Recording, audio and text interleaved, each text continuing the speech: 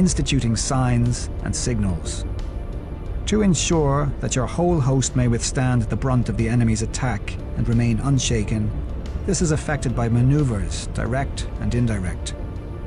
That the impact of your army may be like a grindstone dashed against an egg, this is affected by the science of weak points and strong. In all fighting, the direct method may be used for joining battle, but indirect methods will be needed in order to secure victory. Indirect tactics, efficiently applied, are inexhaustible as heaven and earth, unending as the flow of rivers and streams. Like the sun and moon, they end, but as heaven and earth, like the four seasons, they pass away to return once more. There are not more than 5 musical notes, yet the combination of these 5 give rise to more melodies than can ever be heard. There are not more than 5 primary colours, blue, yellow, red, white and black, yet in combination they produce more hues than can ever be seen. There are not more than 5 cardinal tastes, sour, acrid, salt, sweet, bitter, yet combinations of them yield more flavours than can ever be tasted. In battle, there are not more than 2 methods of attack, the direct and the indirect, yet these 2 in combination give rise to an endless series of maneuvers.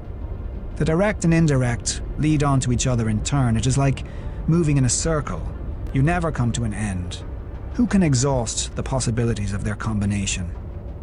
The onset of troops is like the rush of a torrent which will even roll stones along in its course.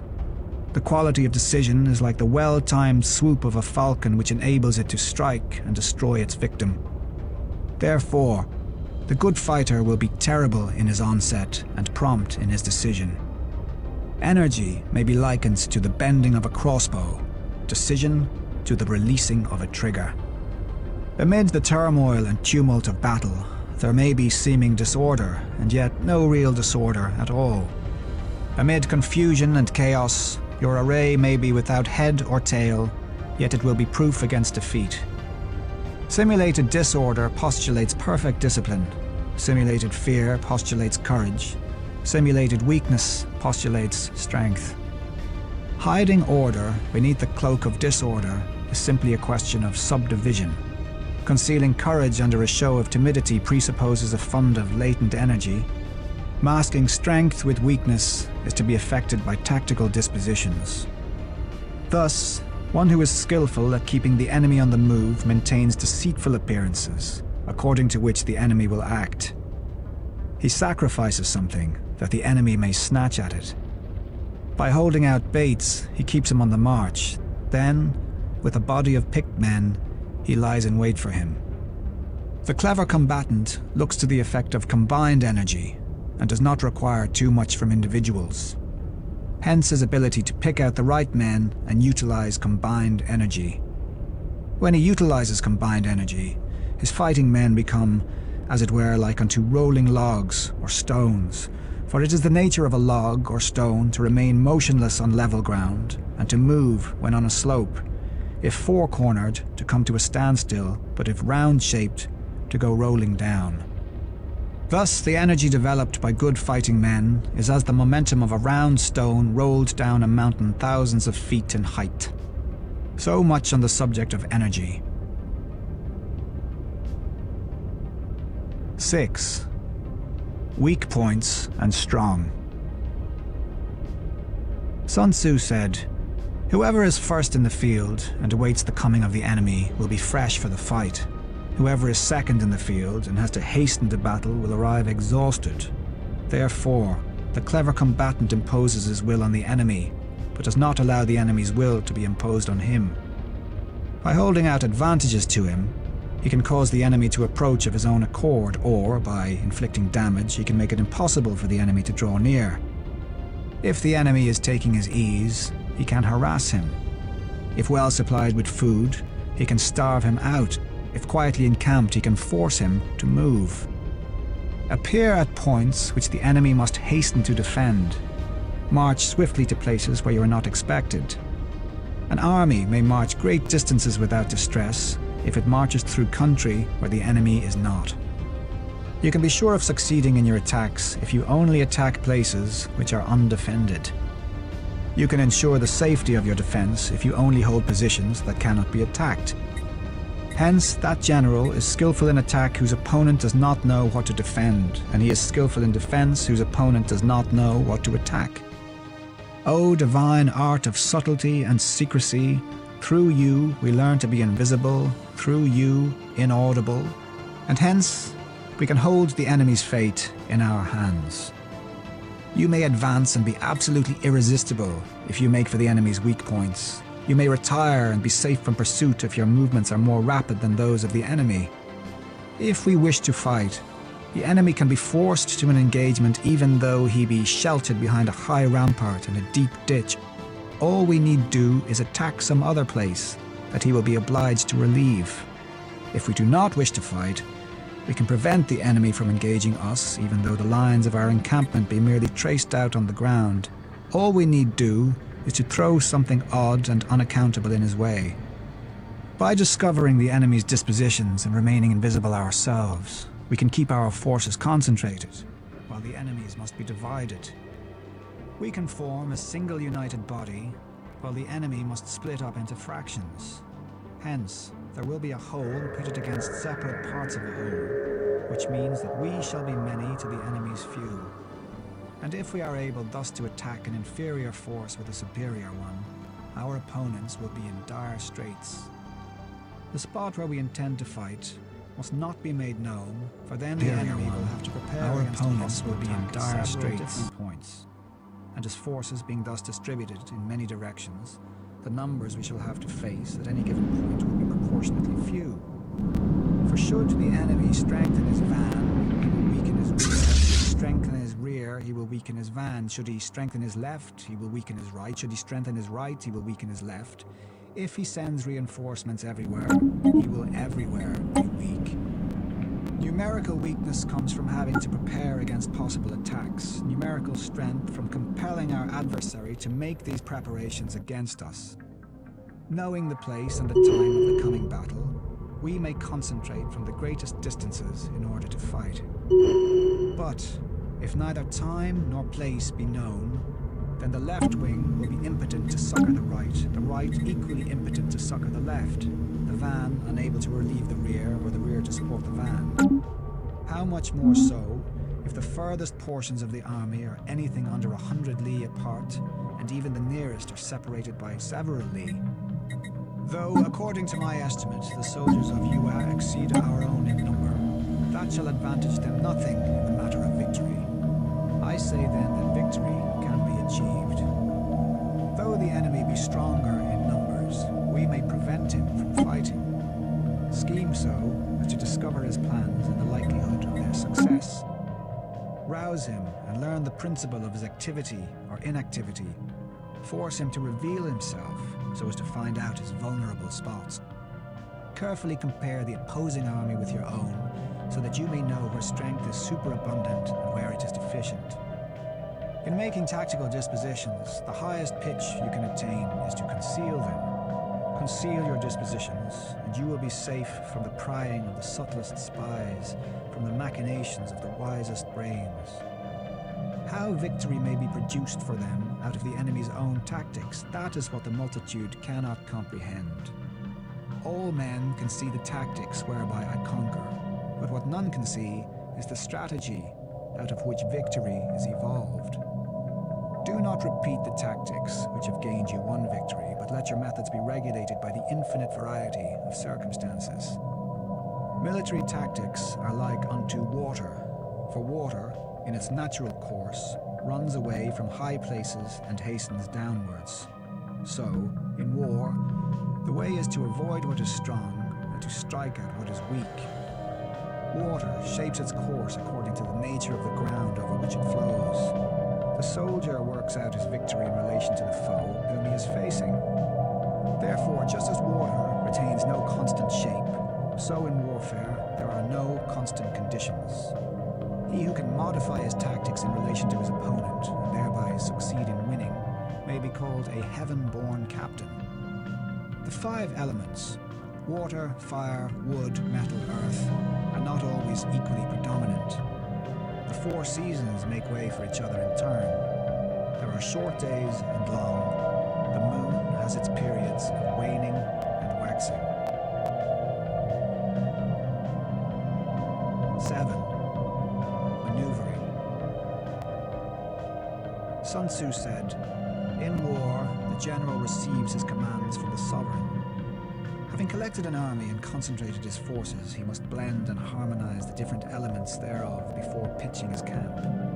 After that comes tactical maneuvering, than which there is nothing more difficult. The difficulty of tactical maneuvering consists in turning the devious into the direct, and misfortune into gain.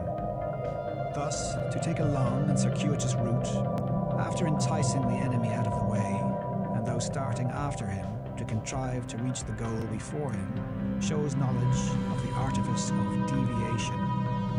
Maneuvering with an army is advantageous, with an undisciplined multitude most dangerous.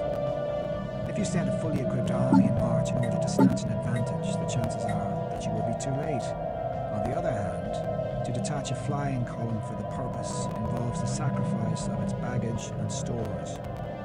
Thus, if you order your men to roll up their buff coats and make forced marches without halting day or night, covering double the usual distance at a stretch, doing 100 li in order to wrest an advantage, the leaders of all your 3 divisions will fall into the hands of the enemy.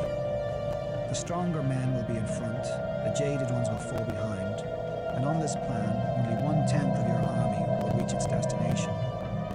If you march 50 li in order to outmaneuver the enemy, you will lose the leader of your 1st division, and only half your force will reach the goal. If you march 30 li with the same object, 2/3 of your army will arrive. We may take it then that an army without its baggage train is lost. Without provisions, it is lost. Without bases of supply, it is lost. We cannot enter into alliances until we are acquainted with the designs of our neighbors. We are not fit to lead an army on the march unless we are familiar with the face of the country, its mountains and forests, its pitfalls and precipices, its marshes and swamps. We shall be unable to turn natural advantage to account unless we make use of local guides. In war, and you will succeed. Whether to concentrate or to divide your troops must be decided by circumstances. Let your rapidity be that of the wind, your compactness that of the forest. In raiding and plundering, be like fire, in immovability like a mountain. Let your plans be dark and impenetrable as night, and when you move, fall like a thunderbolt. When you plunder a countryside, let the spoil be divided amongst your men. When you capture new territory, cut it up into allotments for the benefit of the soldiery. Ponder and deliberate before you make a move. He will conquer who has learnt the artifice of deviation. Such is the art of maneuvering. The Book of Army Management says, "On the field of battle, the spoken word does not carry far enough, hence the institution of gongs and drums. Nor can ordinary objects be seen clearly enough, hence the institution of banners and flags. Gongs and drums, banners and flags are means whereby the ears and eyes of the host may be focused on one particular point. The host thus forming a single united body, it is impossible either for the brave to advance alone, or for the cowardly to retreat. This is the art of handling large masses of men.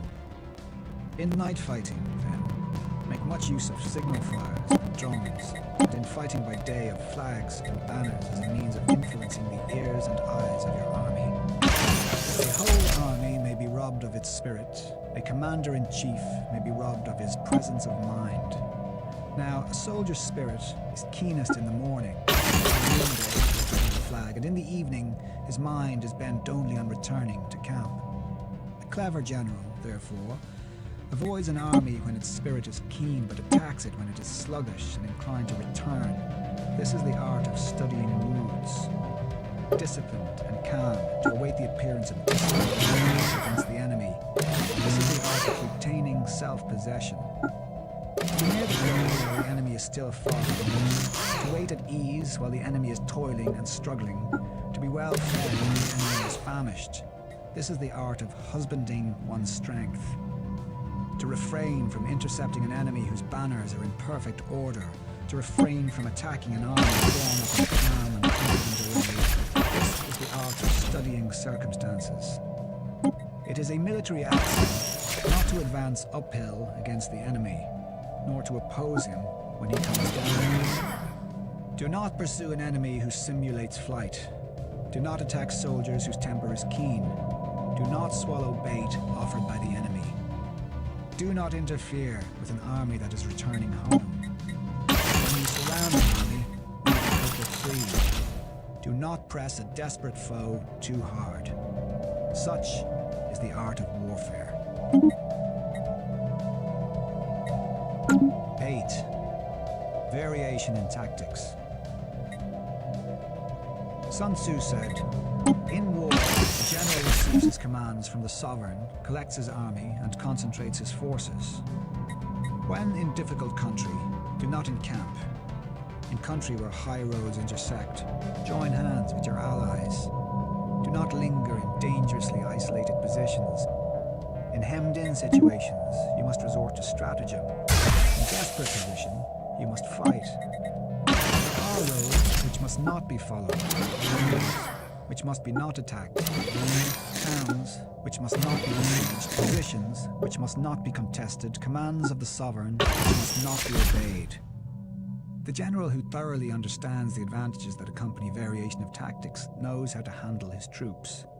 The general who does not understand these may be well acquainted with the configuration of the country, yet he will not be able to turn his knowledge to practical account.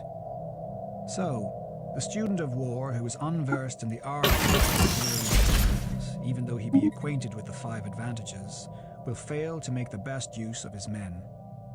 Hence, in the wise leader's plans, considerations of advantage and of disadvantage will be blended together. If our expectation of advantage be tempered in this way, we may succeed in accomplishing the essential part of our schemes. If, on the other hand, in the midst of difficulties we are always ready to seize an advantage, we may extricate ourselves from misfortune. Reduce the hostile chiefs by inflicting damage on them, and make trouble for them, and keep them constantly engaged. Hold out specious allurements, and make them rush to any given point. The art of war teaches us to rely not on the likelihood of the enemy's not coming, but on our own readiness to receive him. Not on the chance of his not attacking, but rather on the fact that we have made our position unassailable. There are 5 dangerous faults which may affect a general. Recklessness, which leads to destruction. Cowardice, which leads to capture. A hasty temper, which can be provoked by insults. A delicacy of honor, which is sensitive to shame. Over-solicitude for his men, which exposes him to worry and trouble. These are the 5 besetting sins of a general, ruinous to the conduct of war. When an army is overthrown and its leader slain, the cause will surely be found among these 5 dangerous faults. Let them be a subject of meditation. 9. The army on the march. Sun Tzu said, "We come now to the question of encamping the army and observing signs of the enemy. Pass quickly over mountains and keep in the neighborhood of valleys. Camp in high places facing the sun. Do not climb heights in order to fight." So much for mountain warfare. After crossing a river, you should get far away from it. When an invading force crosses a river in its onward march, do not advance to meet it in midstream. It will be best to let half the army get across and then deliver your attack. If you are anxious to fight, you should not go to meet the invader near a river which he has to cross. Moor your craft higher up than the enemy and facing the sun. Do not move upstream to meet the enemy. So much for river warfare. In crossing salt marshes, your sole concern should be to get over them quickly without any delay. If forced to fight in salt marsh, you should have water and grass near you and get your back to a clump of trees. So much for operations in salt marshes. In dry, level country, take up an easily accessible position with rising ground to your right and on your rear. Danger may be in front and safety lie behind. So much for campaigning in flat country. These are the 4 useful branches of military knowledge which enabled the Yellow Emperor to vanquish 4 several sovereigns. All armies prefer high ground to low and sunny places to dark. If you are careful of your men and camp on hard ground, the army will be free from disease of every kind, and this will spell victory. When you come to a hill or a bank, occupy the sunny side with the slope on your right rear. Thus you will at once act for the benefit of your soldiers and utilize the natural advantages of when, in consequence of heavy rains upcountry, a river which you wish to ford is swollen and flecked with foam, you must wait until it subsides. Country in which there are precipitous cliffs with torrents running between, deep natural hollows, confined places, tangled thickets, quagmires and crevasses should be left with all possible speed and not approached. While we keep away from such places, we should get the enemy to approach them. While we face them, we should let the enemy have them on his rear.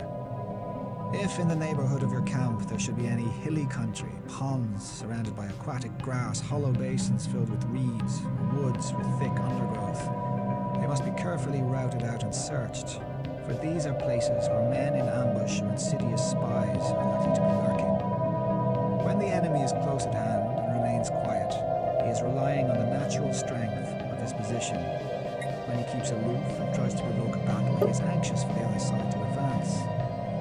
If his place of encampment is easy of access, he is tendering a bait. Movement amongst the trees of a forest shows that the enemy is advancing. The appearance of a number of screens in the midst of thick grass means that the enemy wants to make us suspicious. The rising of birds in their flight is a sign of an ambuscade. Startled beasts indicate that a sudden attack is coming. When there is dust rising in a high column, it is a sign of chariots advancing. When the dust is low but spread over a wide area, it betokens the approach of infantry. When it branches out in different directions, it shows that parties have been sent to collect firewood.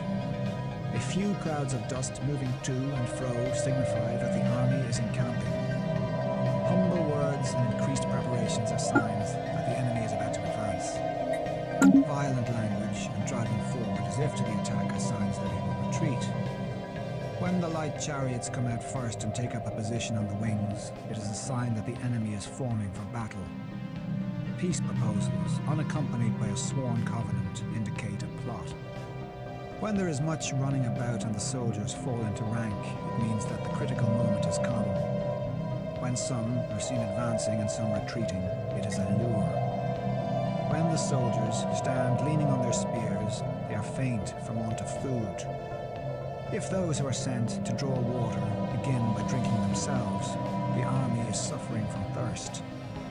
If the enemy sees an advantage to be gained and makes no effort to secure it, the soldiers are exhausted.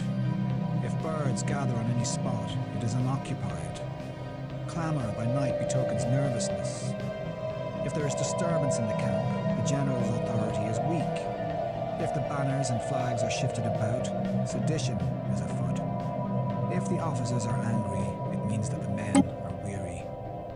When an army feeds its horses with grain and kills its cattle for food, and when the men do not hang their cooking pots over the campfires, showing that they will not return to their tents, you may know that they are determined to fight to the death.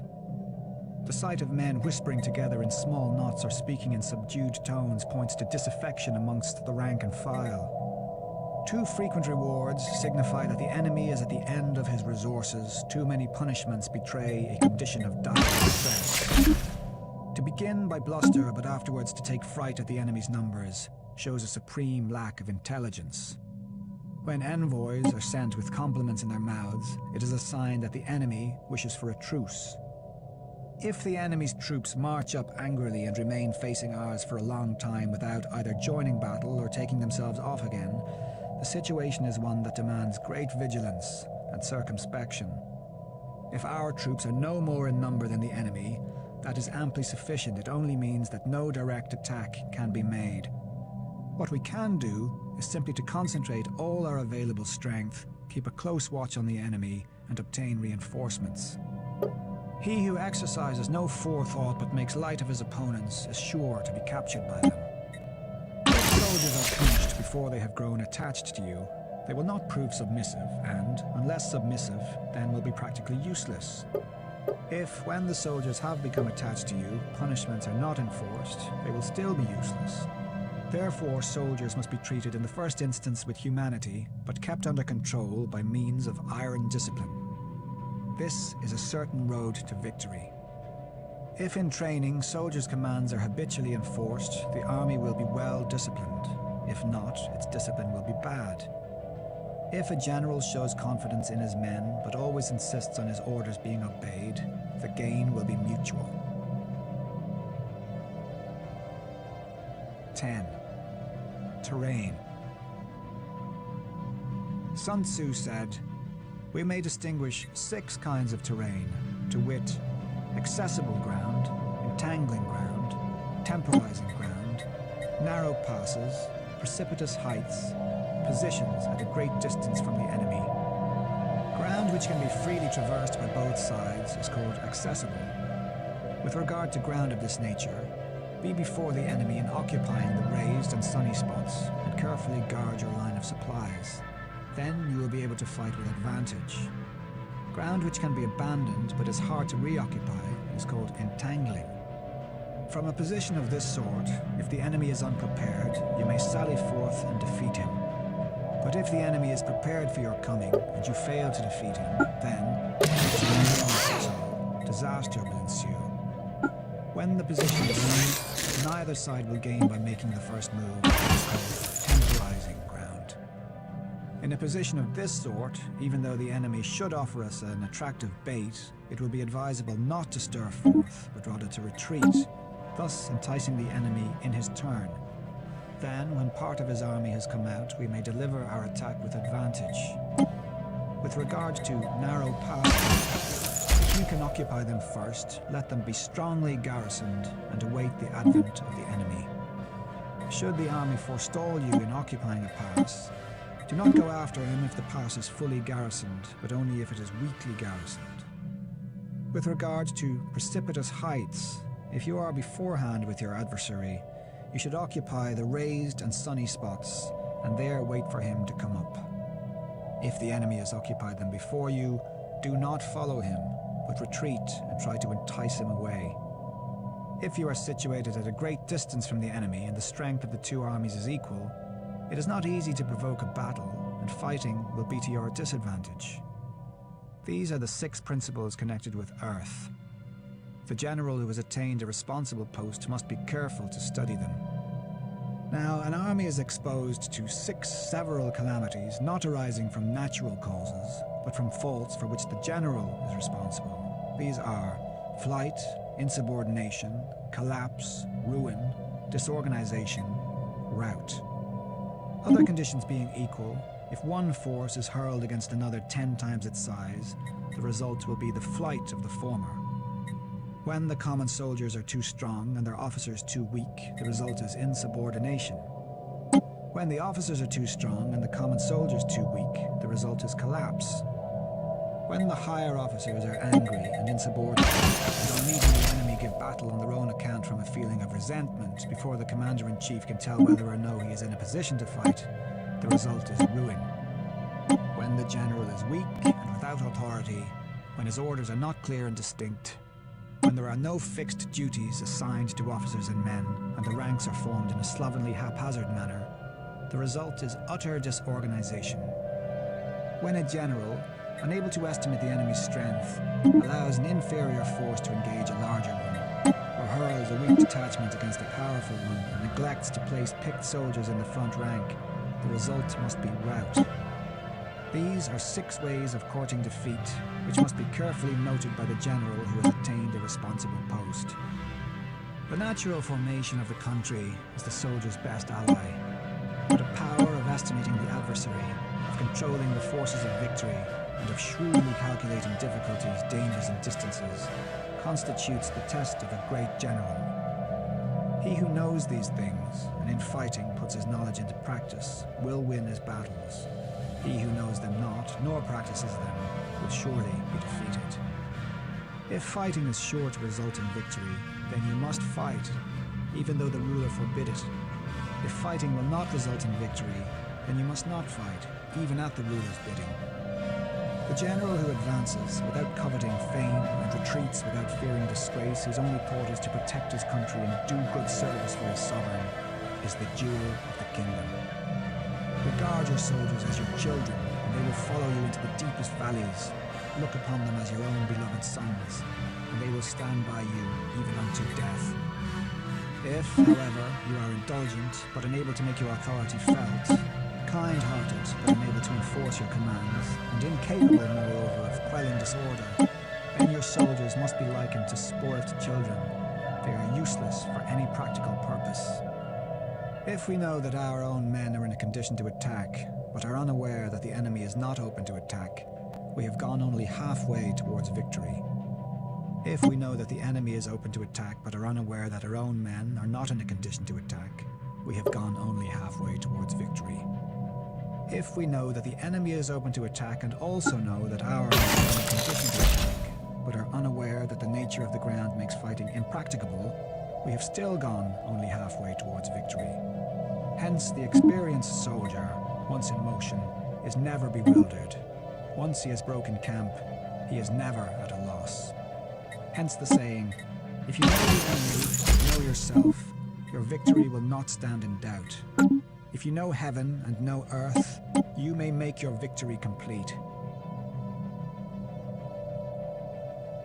11. The 9 situations. Sun Tzu said, "The art of war recognizes 9 varieties of ground.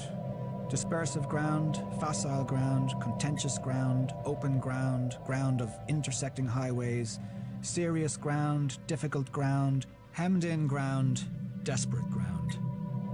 When a chieftain is fighting in his own territory, it is dispersive ground. When he has penetrated into hostile territory, but to no great distance, it is facile ground. Ground, the possession of which imports great advantage to either side, is contentious ground. Ground on which each side has liberty of movement is open ground.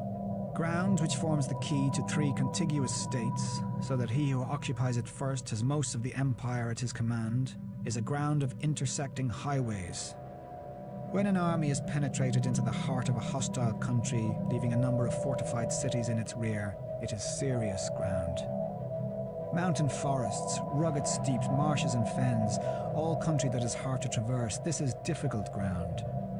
Ground which is reached through narrow gorges and from which we can only retire by tortuous paths, so that a small number of the enemy should suffice to crush a large body of our men. This is hemmed-in ground. Ground on which we can only be saved from destruction by fighting without delay is desperate ground. On dispersive ground, therefore, fight not. On facile ground, halt not. On contentious ground, attack not. On open ground, do not try to block the enemy's way.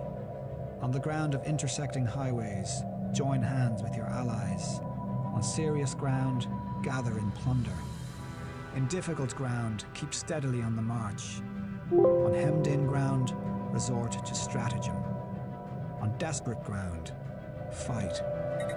Those who are called skillful leaders of old knew how to drive a wedge between the enemy's front and rear, to prevent cooperation between his large and small divisions, to hinder the good troops from rescuing the bad, the officers from rallying their men.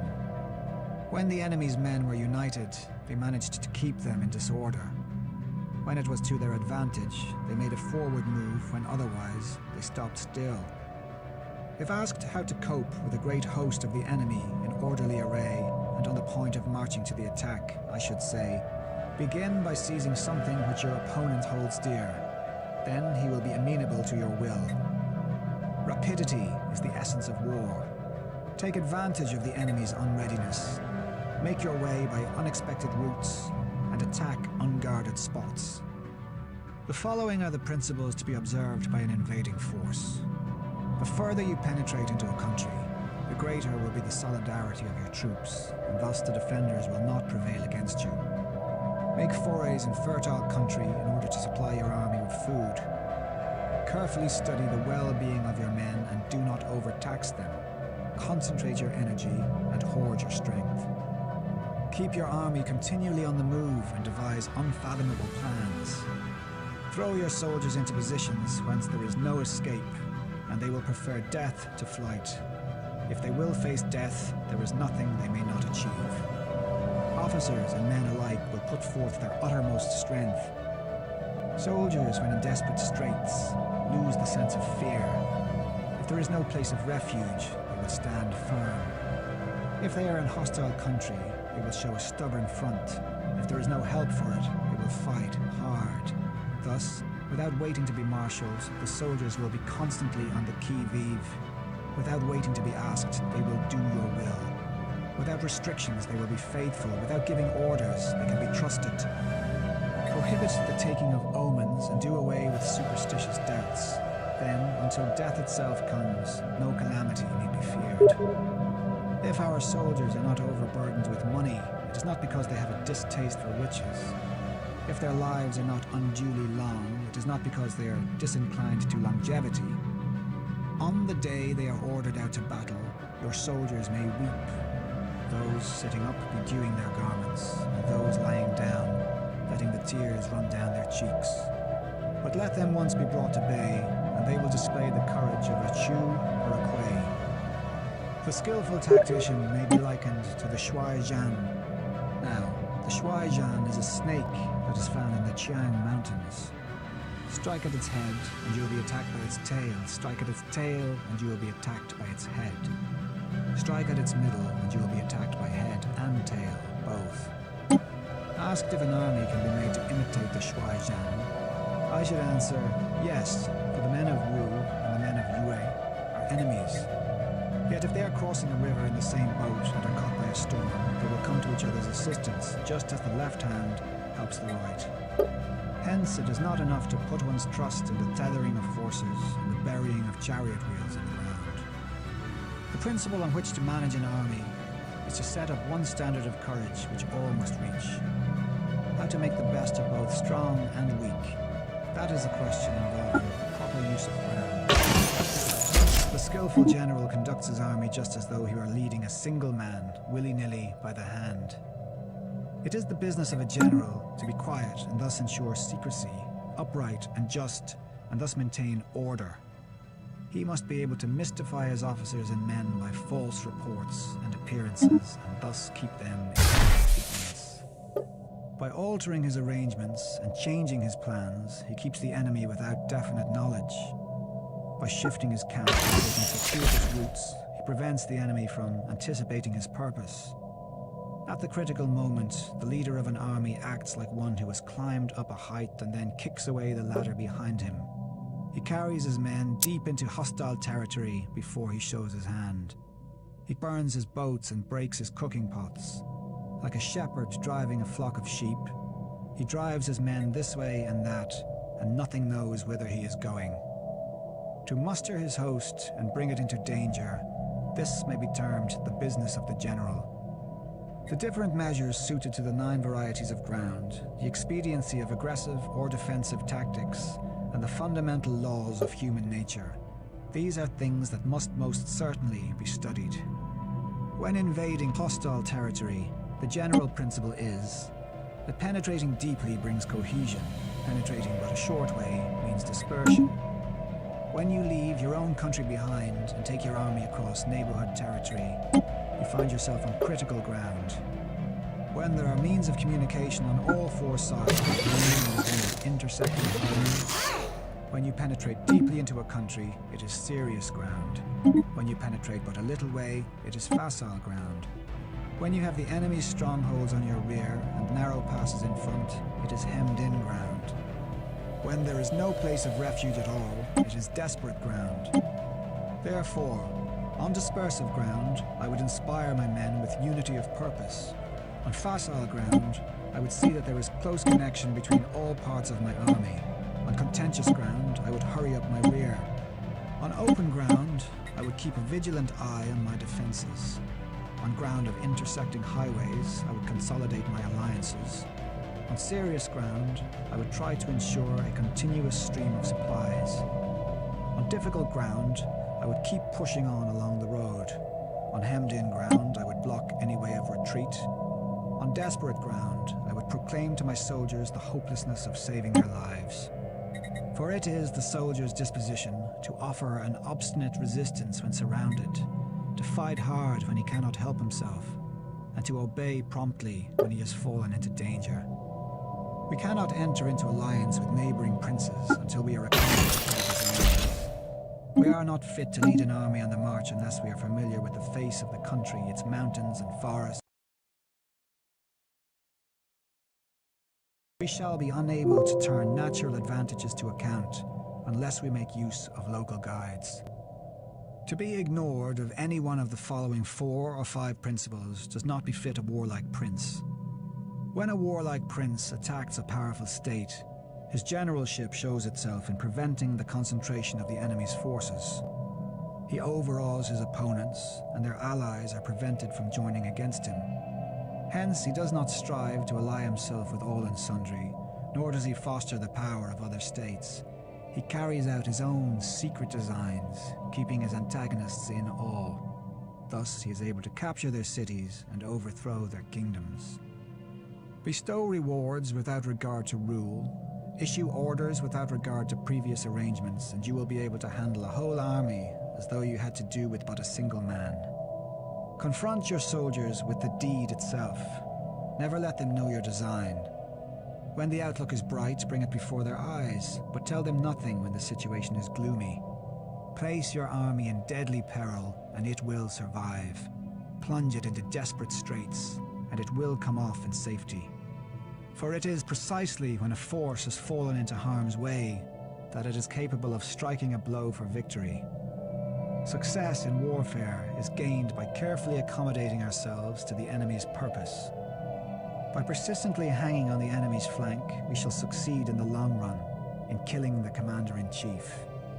This is called ability to accomplish a thing by sheer cunning. On the day that you take up your command, block the frontier passes, destroy the official tallies, and stop the passage of all emissaries. Be stern in the council chamber so that you may control the situation. If the enemy leaves a door open, you must rush in. Forestall your opponent by seizing what he holds dear and subtly contrive to time his arrival on the ground. Walk in the path defined by rule and accommodate yourself to the enemy until you can fight a decisive battle. At first, then, exhibit the coyness of a maiden until the enemy gives you an opening. Afterwards, emulate the rapidity of a running hare, and it will be too late for the enemy to oppose you. 12. The attack by fire. Sun Tzu said, there are 5 ways of attacking with fire. The first is to burn soldiers in their camp. The second is to burn stores. The third is to burn baggage trains. The fourth is to burn arsenals and magazines. The fifth is to hurl dropping fire amongst the enemy. In order to carry out an attack, we must have means available. The material for raising fire should always be kept in readiness. There is a proper season for making attacks with fire, and special days for starting a conflagration. The proper season is when the weather is very dry. The special days are those when the moon is in the constellations of the sieve, the wall, the wing, or the crossbar. For these 4 are all days of rising wind. In attacking with fire, one should be prepared to meet 5 possible developments.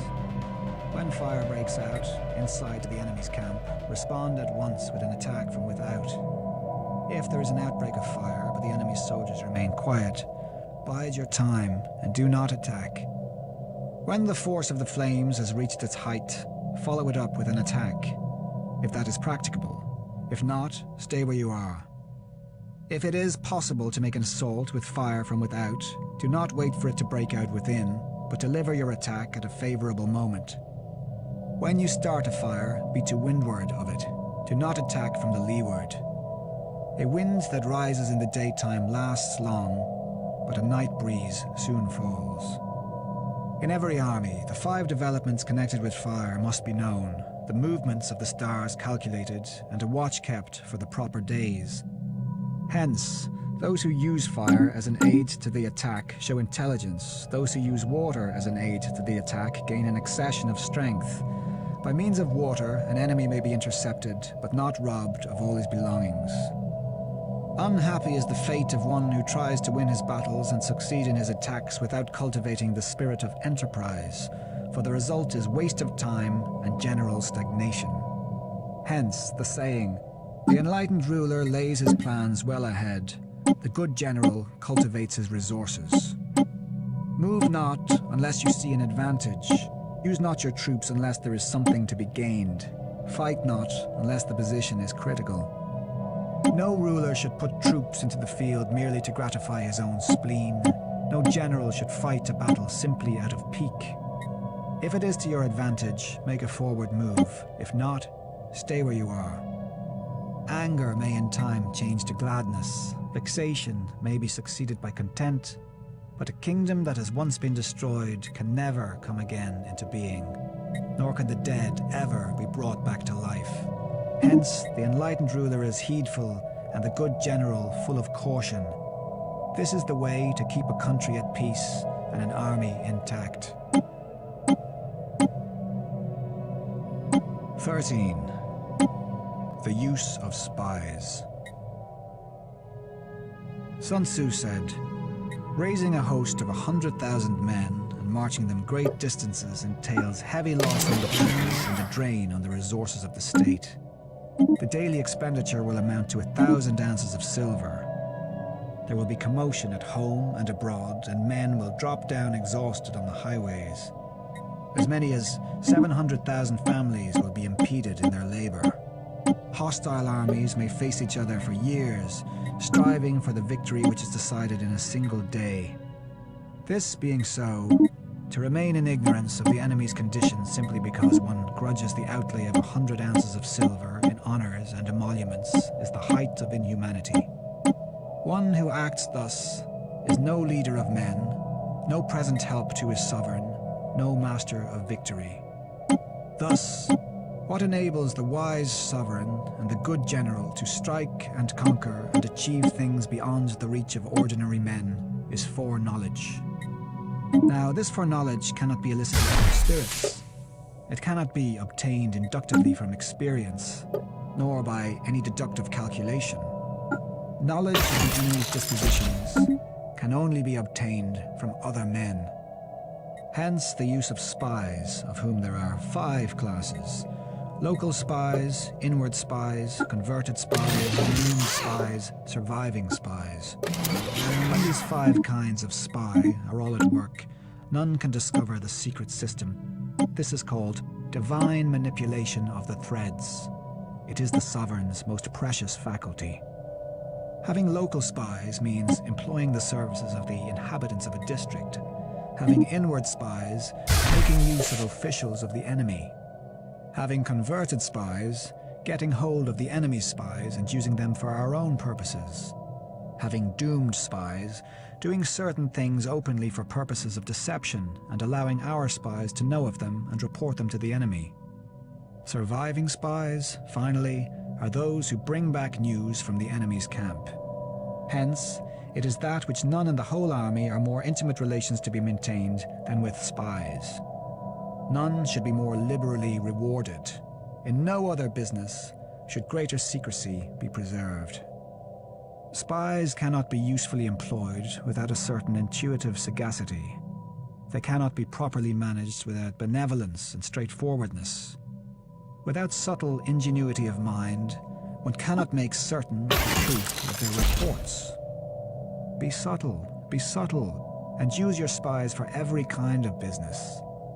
If a secret piece of news is divulged by a spy before the time is ripe, he must be put to death together with the man to whom the secret was told.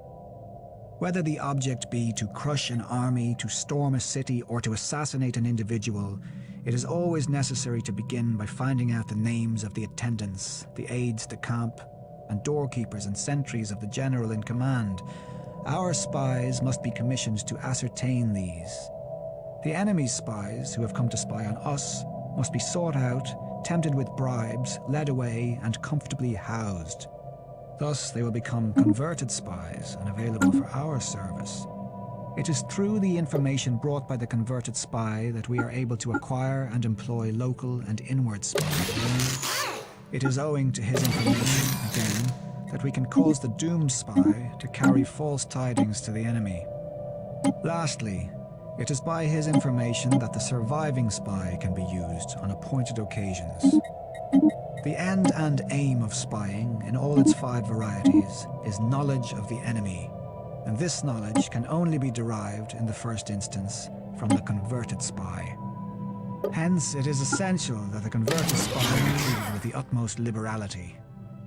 Of old, the rise of the Yin dynasty was due to Ija, who had served under the Xia.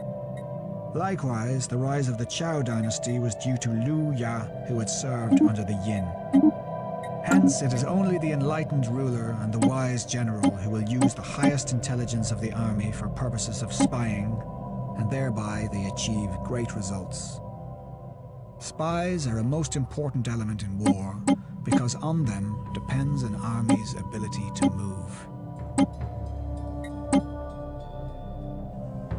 This has been an Audible Studios production of The Art of War, written by Sun Tzu, translated by Lionel Giles, performed by Aidan Gillen. Executive producers Will Snape and Mike Charzik. Producer Mike Charzik. Directed by Fleet Cooper. Mixed and mastered by Darren Vermaz. Music by Michael Whalen. Production copyright 2015 by Audible Inc. Audible Studios is a division of Audible Inc.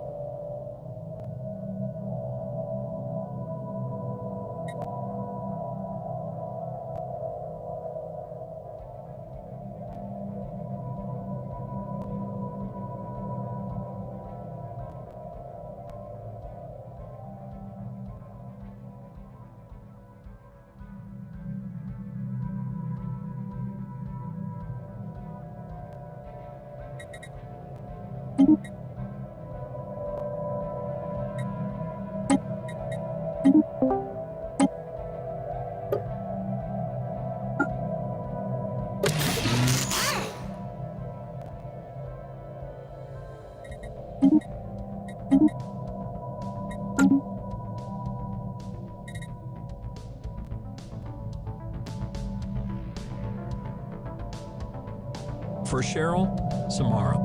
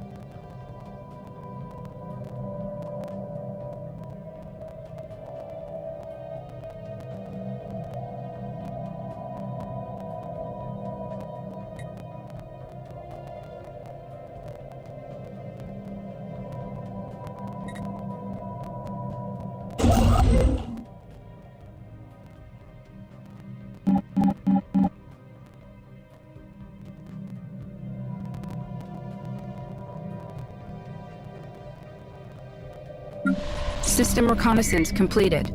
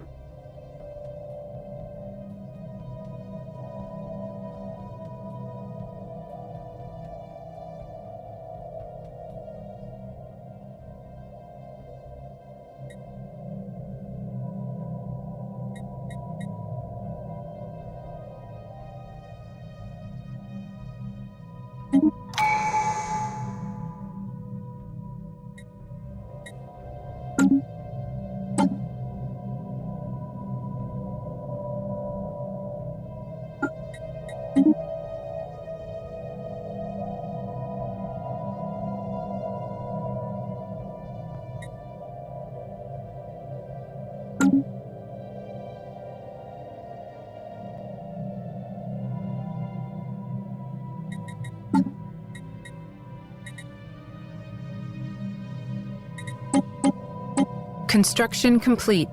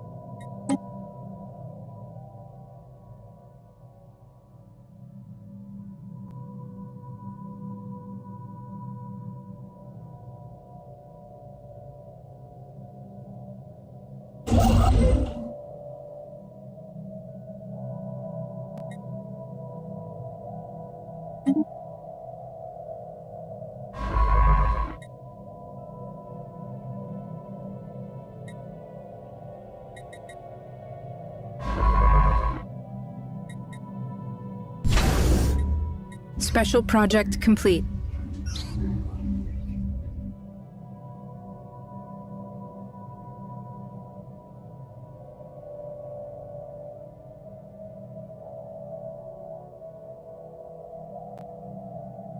Special project complete.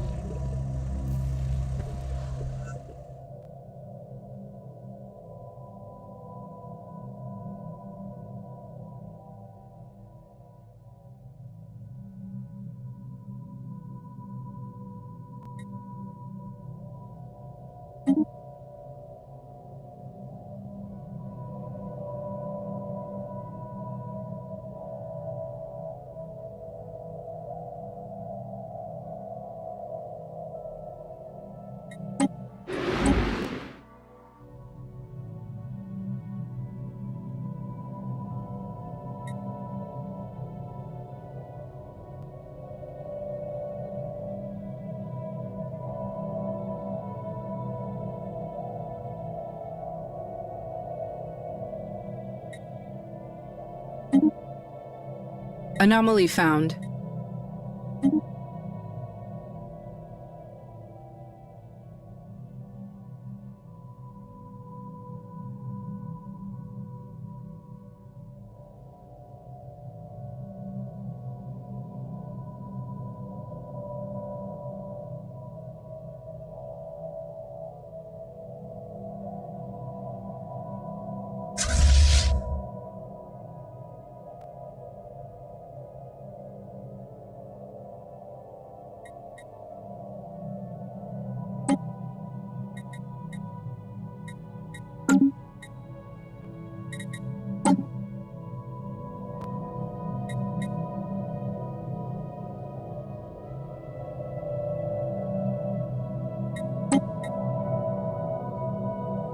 Construction complete.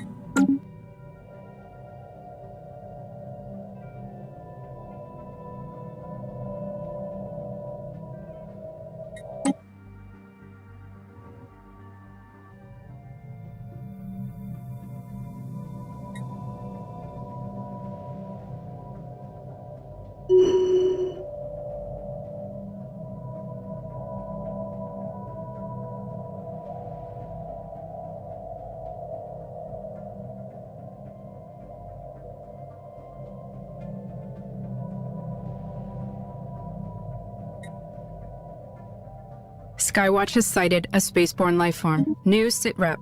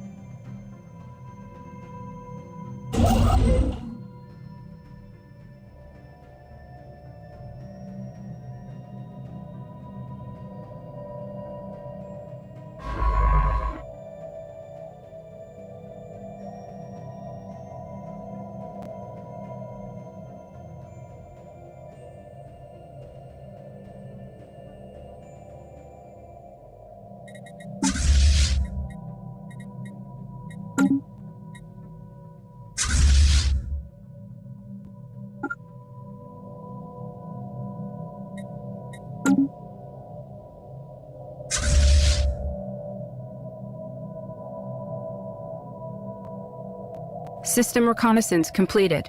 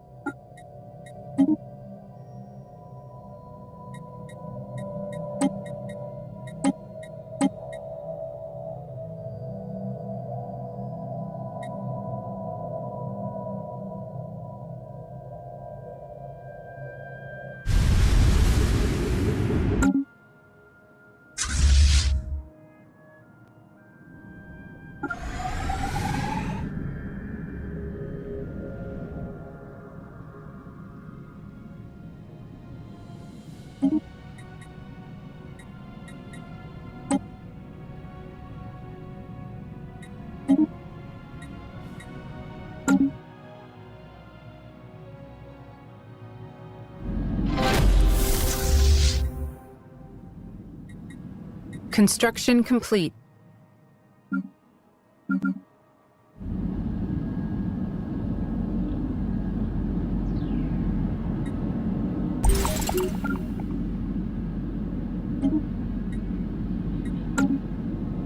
Engaging enemy station.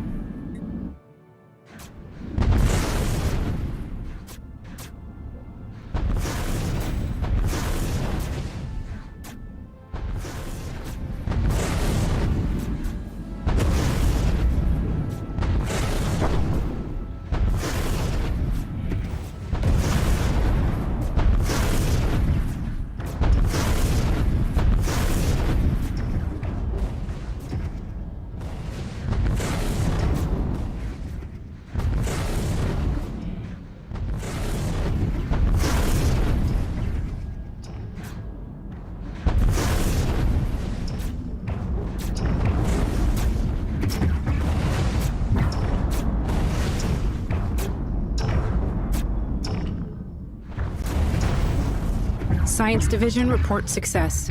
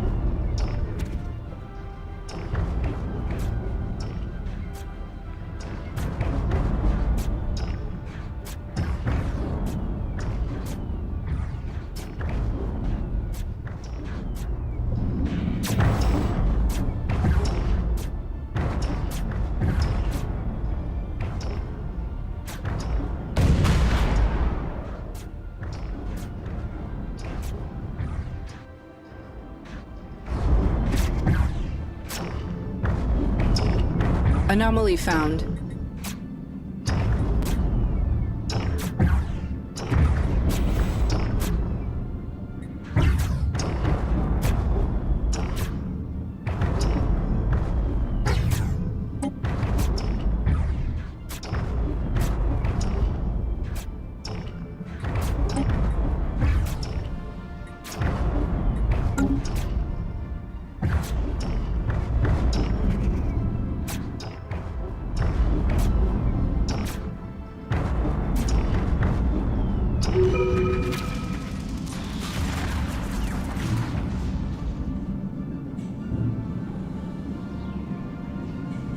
Construction complete.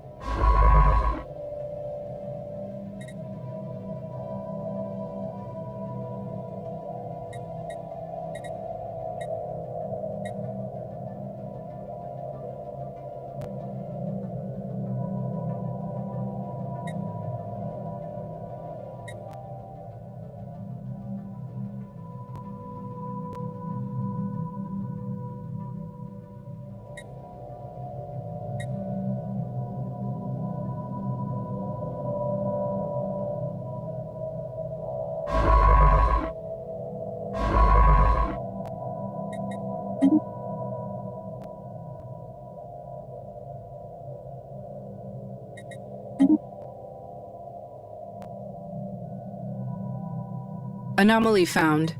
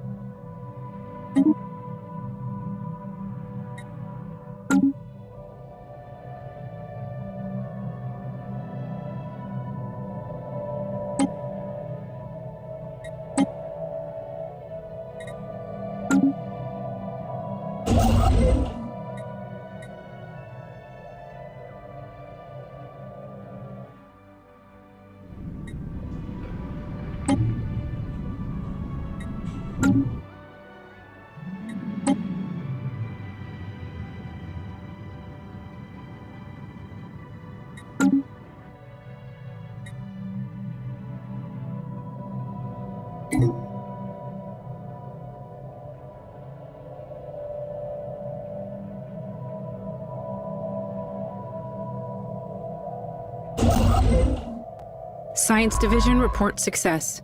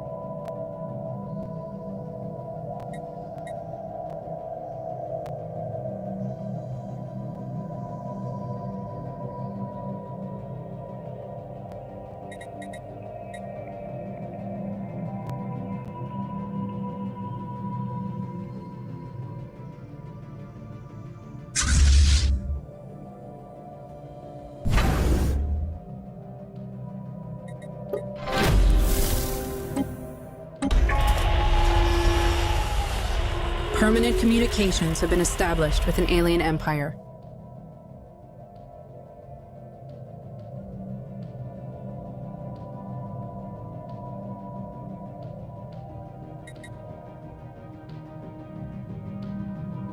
System reconnaissance completed.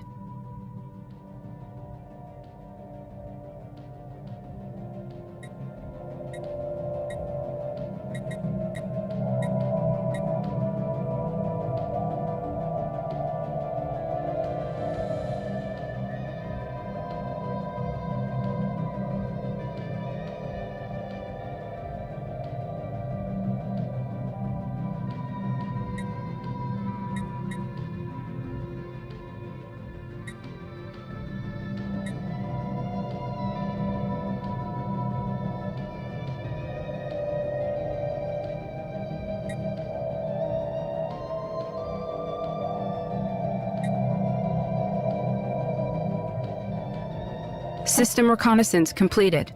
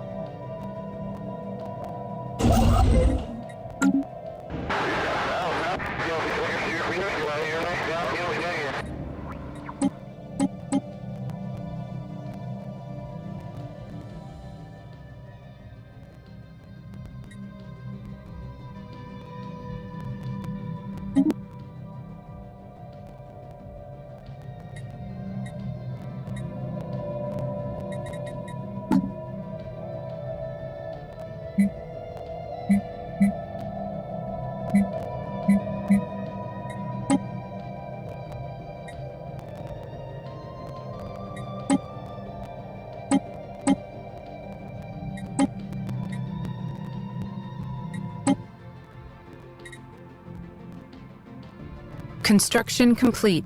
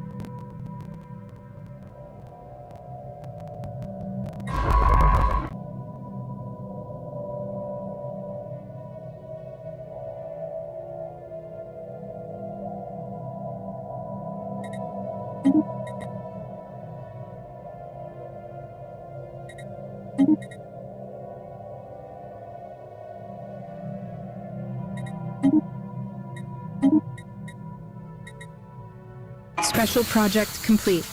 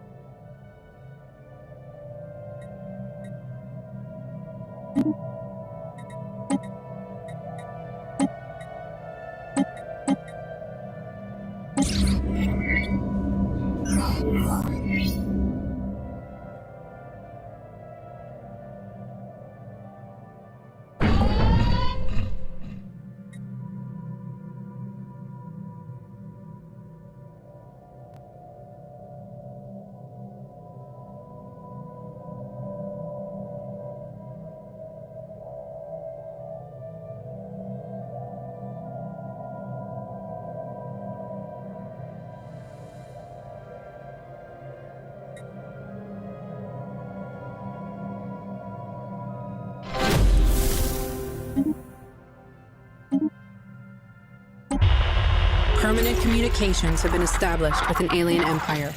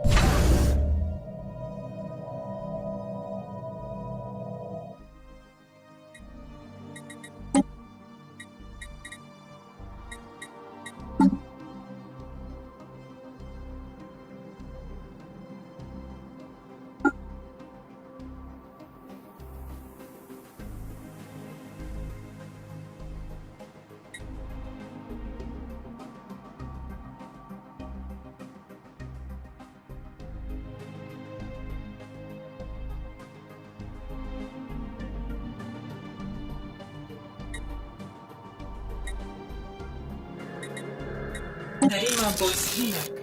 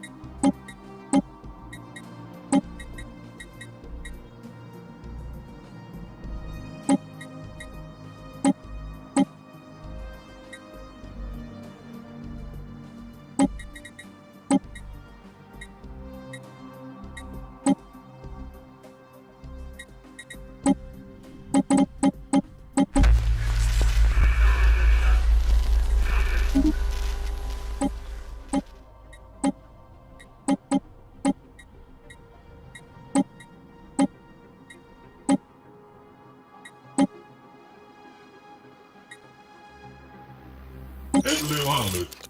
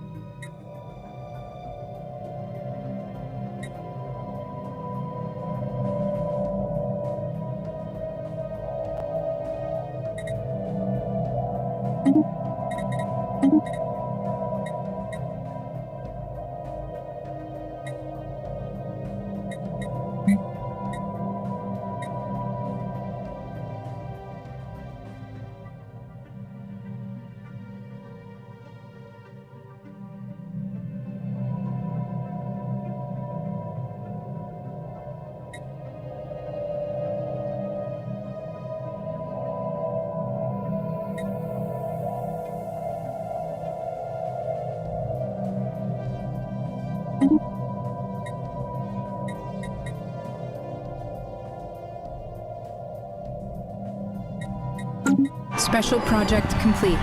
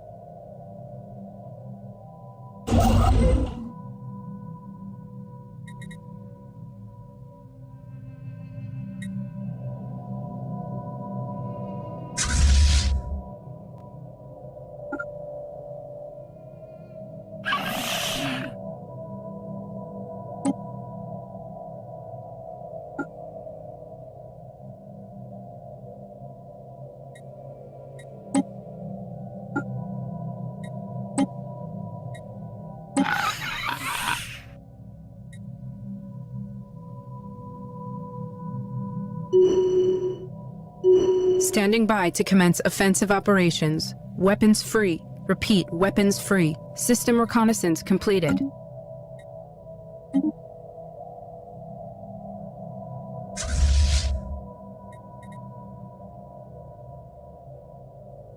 Construction complete.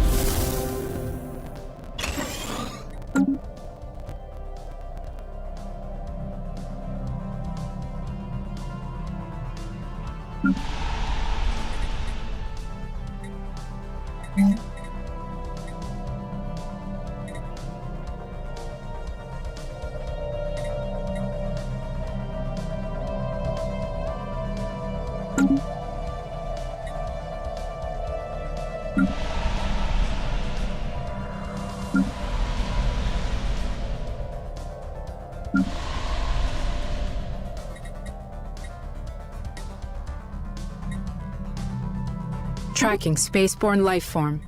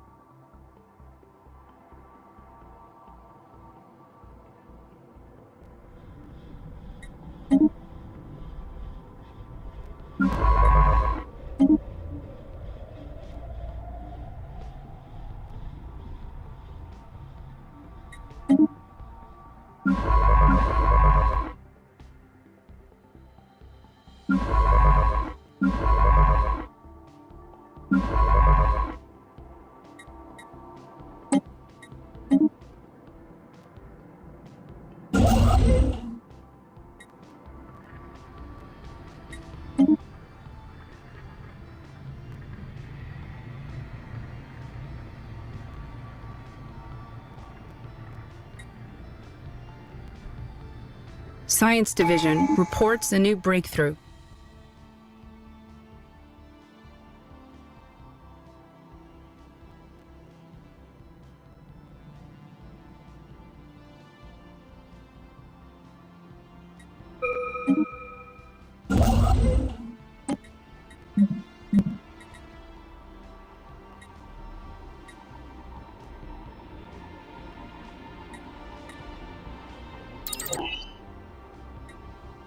System reconnaissance completed.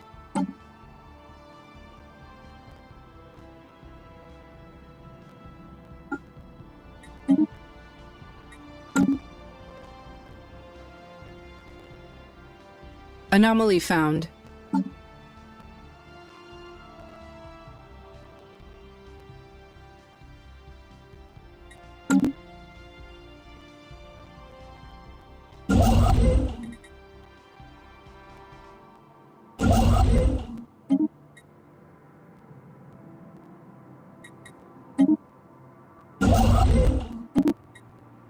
Fleet action underway.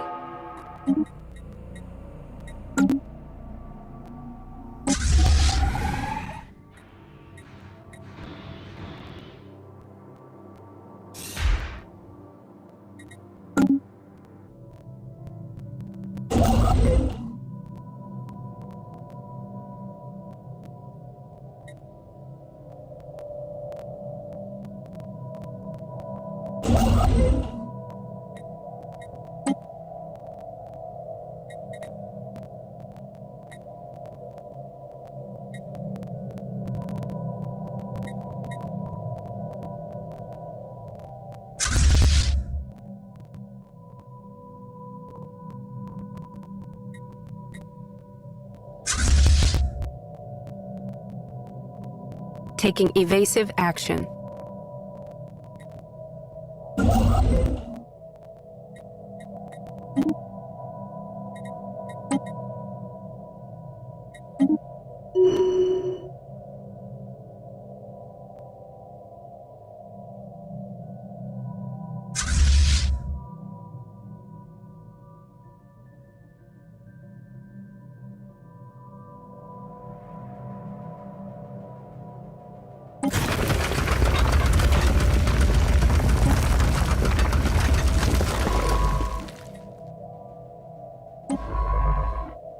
Anomaly found.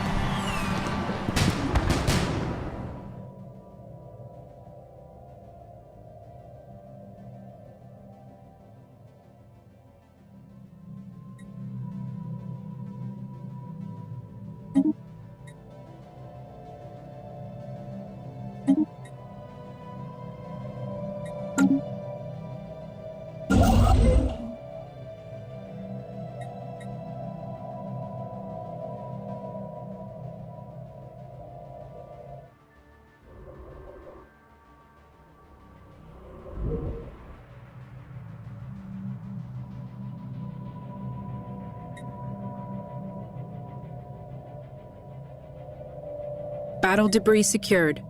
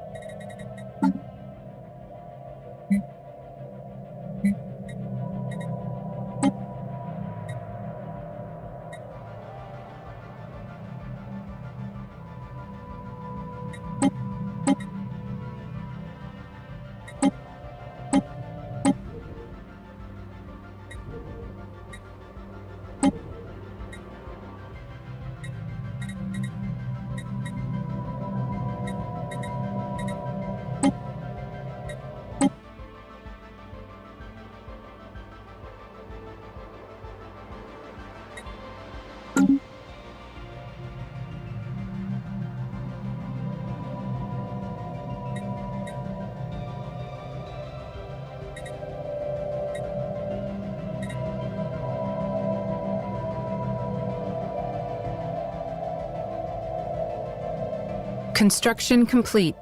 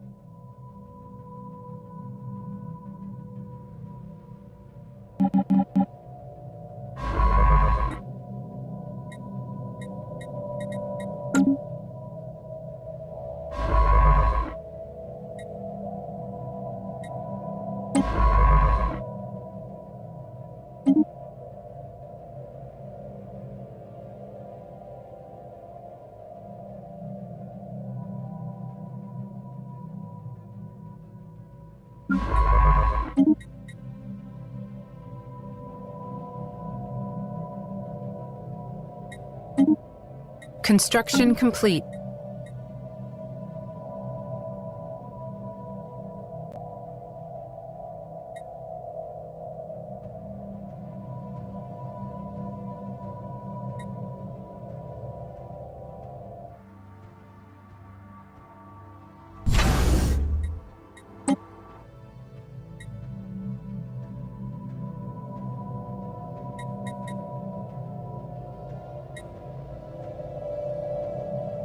Recon pass completed.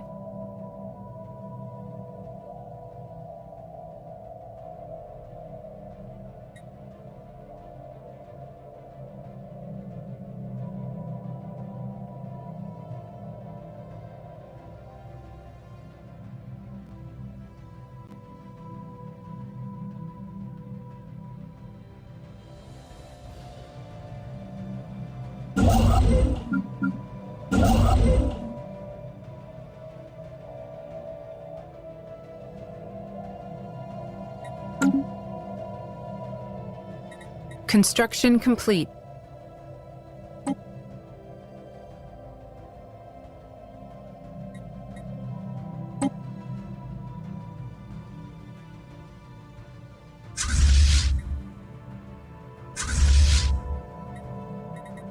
Construction complete.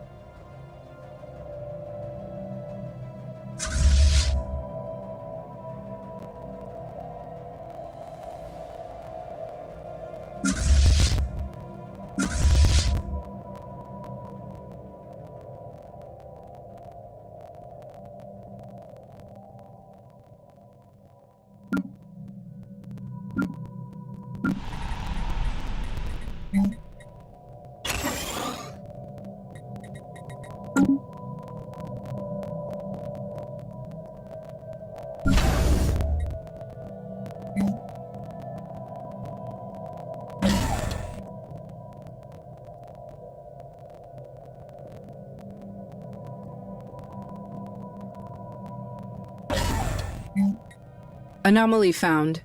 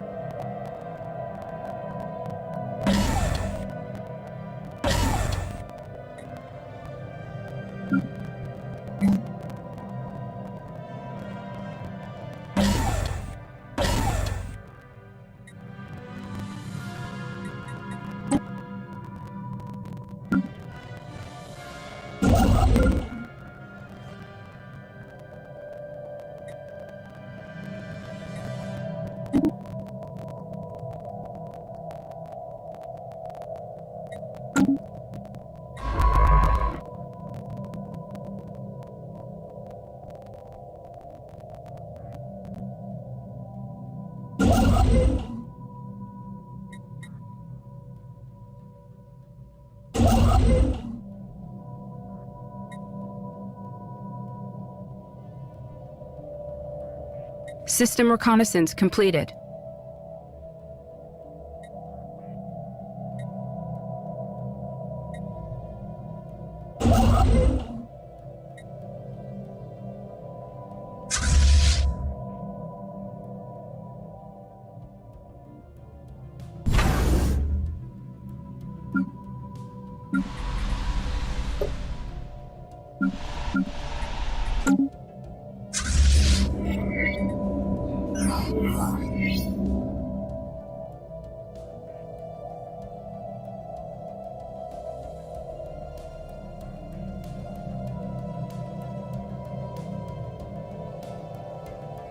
Construction complete.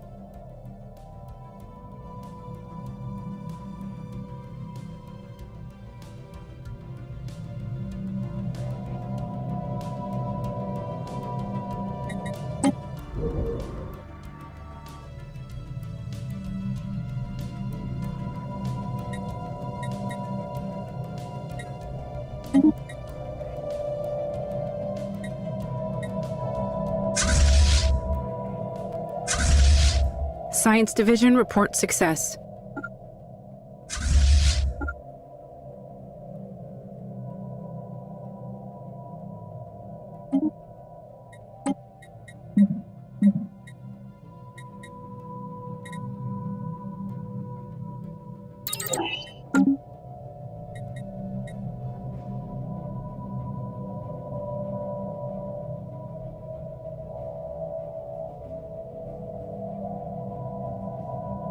Our pioneers have made planetfall.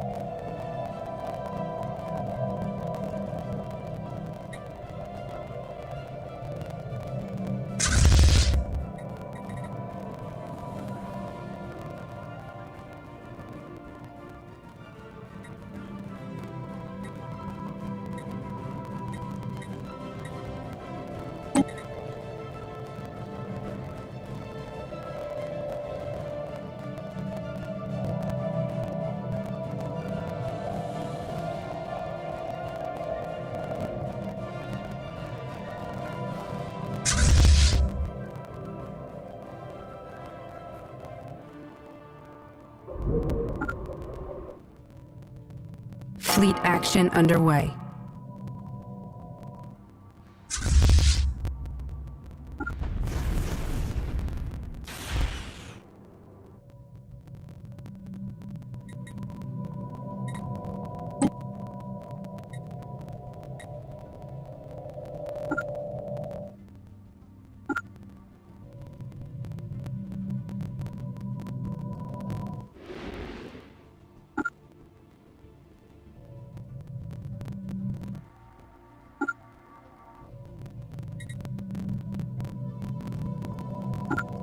Recon pass completed.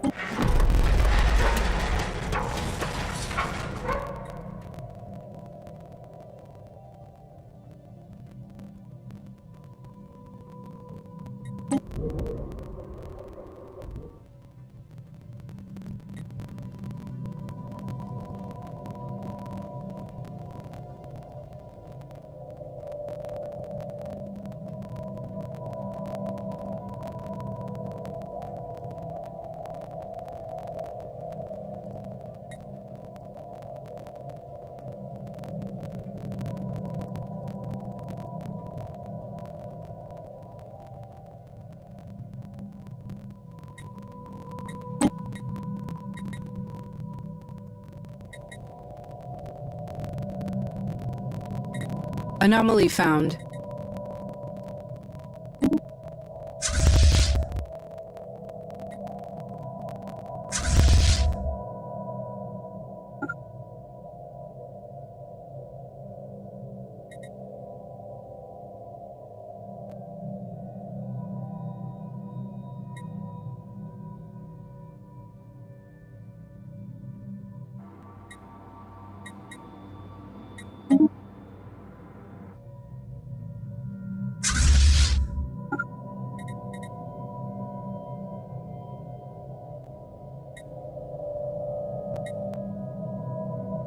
Construction complete.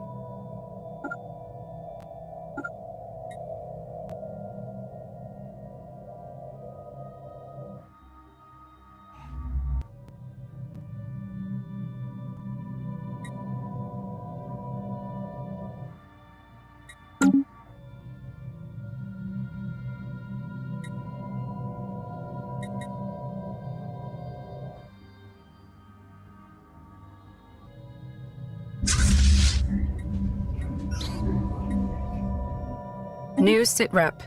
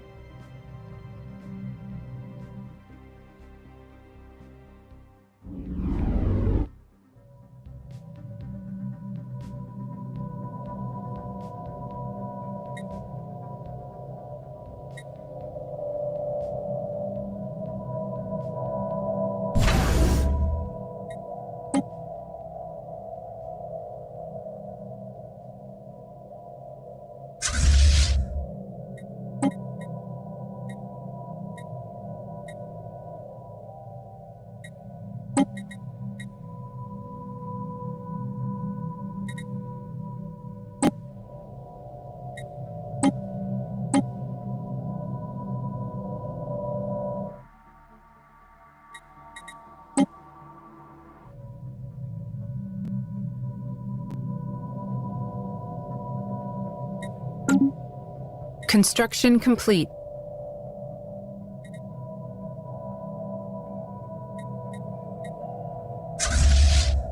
Construction complete.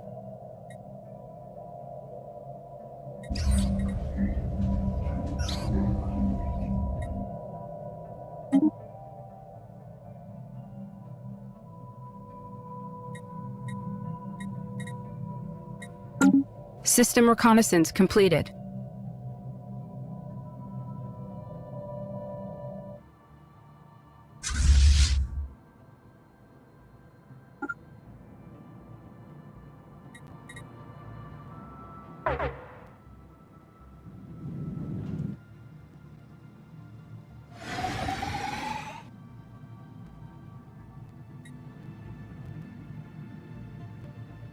Construction ship reports enemy contact.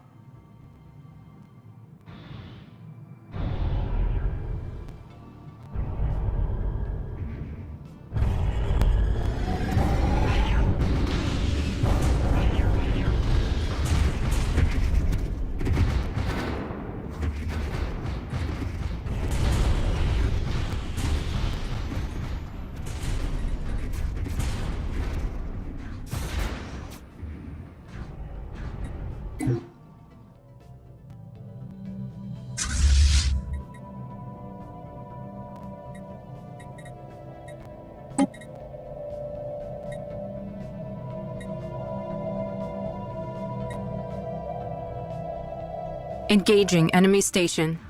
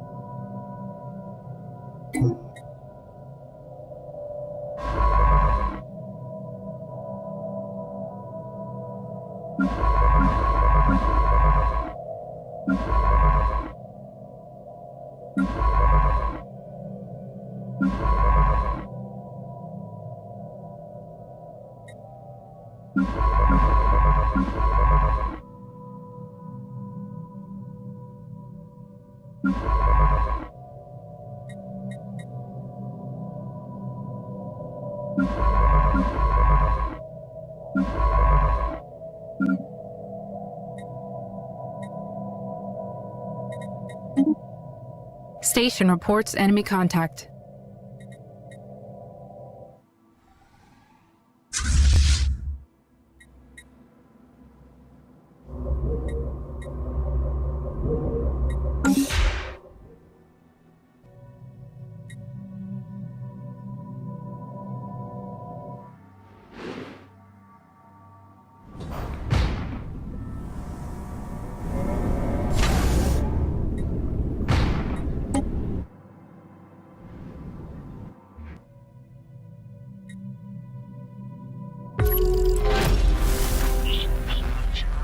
Engaging enemy station.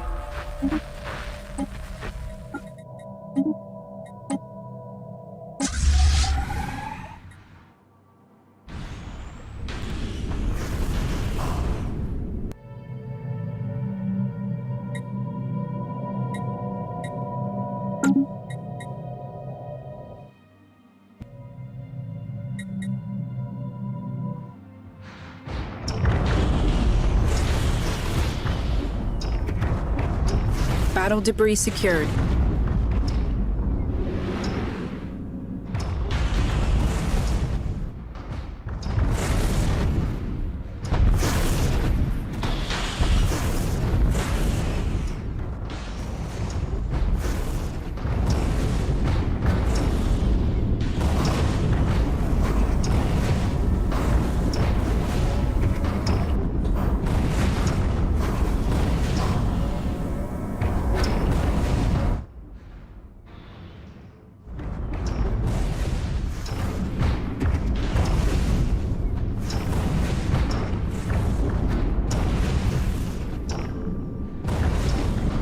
System reconnaissance completed.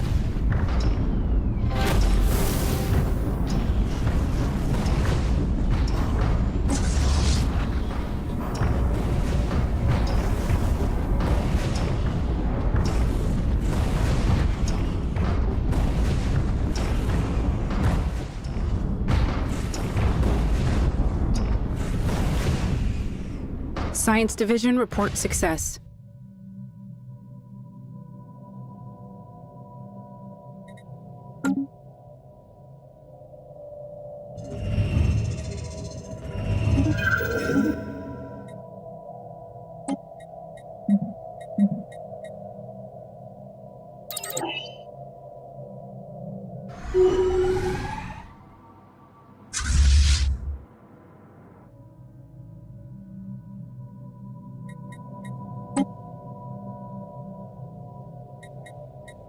Construction complete.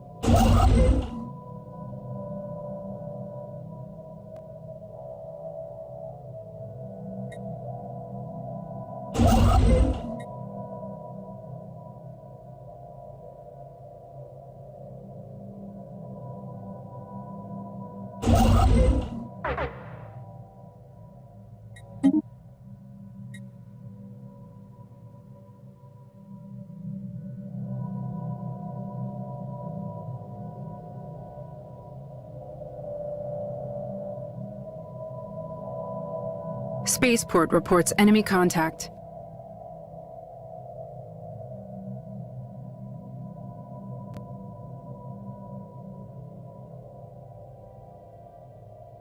We have claimed a new world.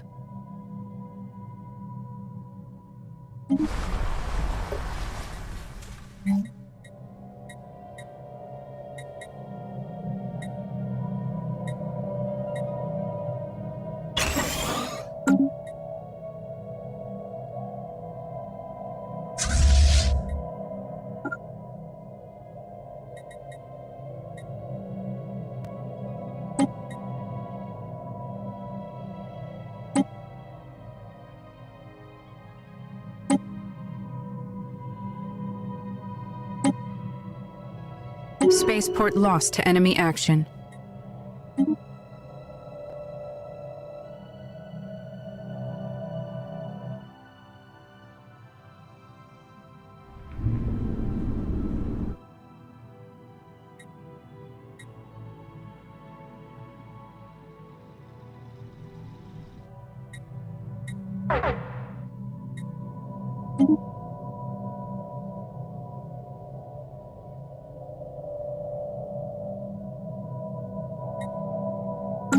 Construction complete.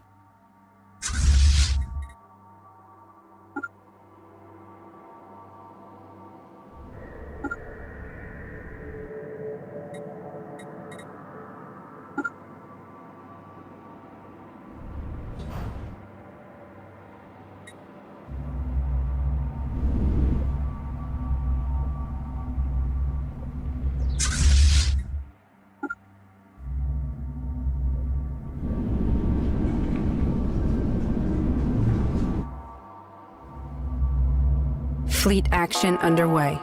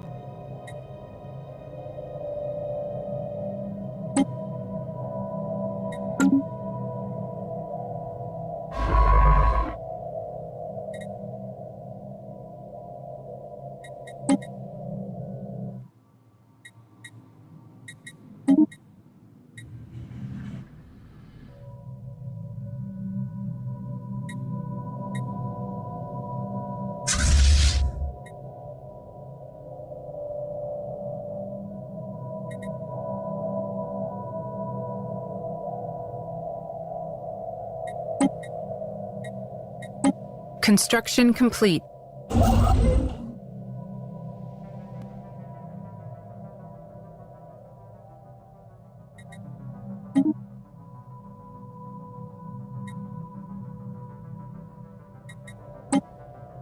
Construction complete.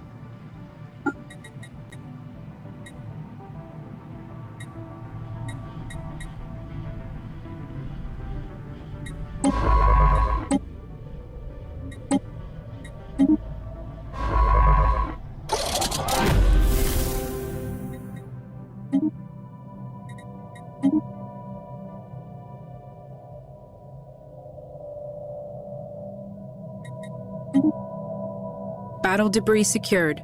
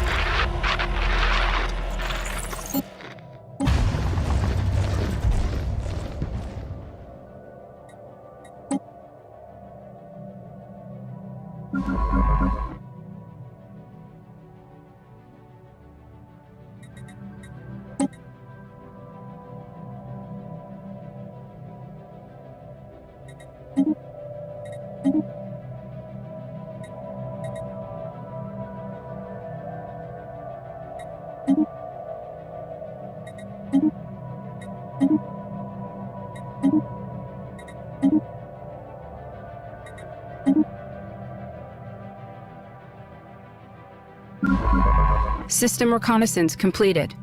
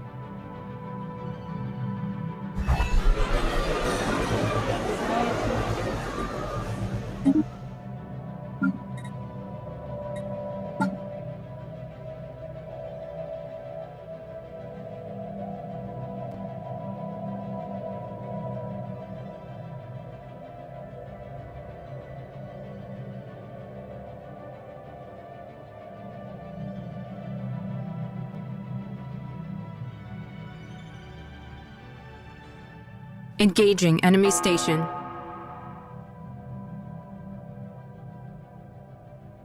Construction complete.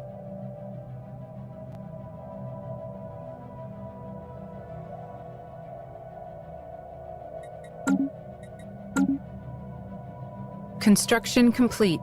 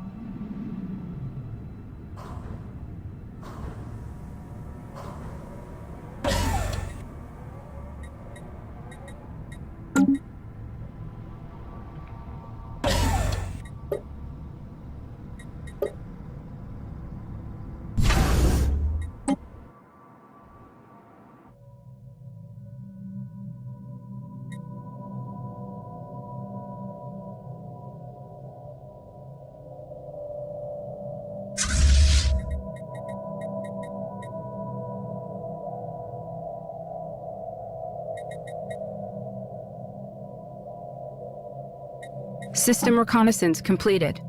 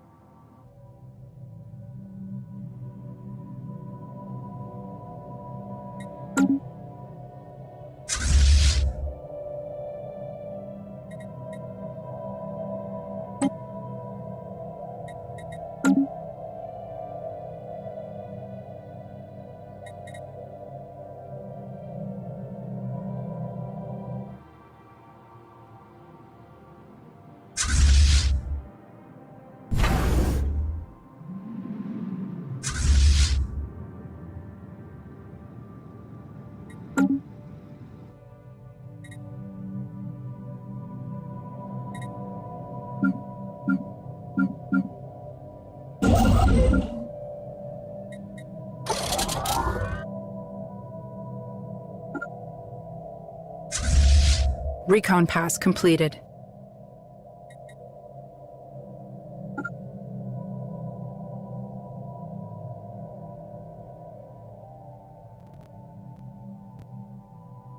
Recon pass completed.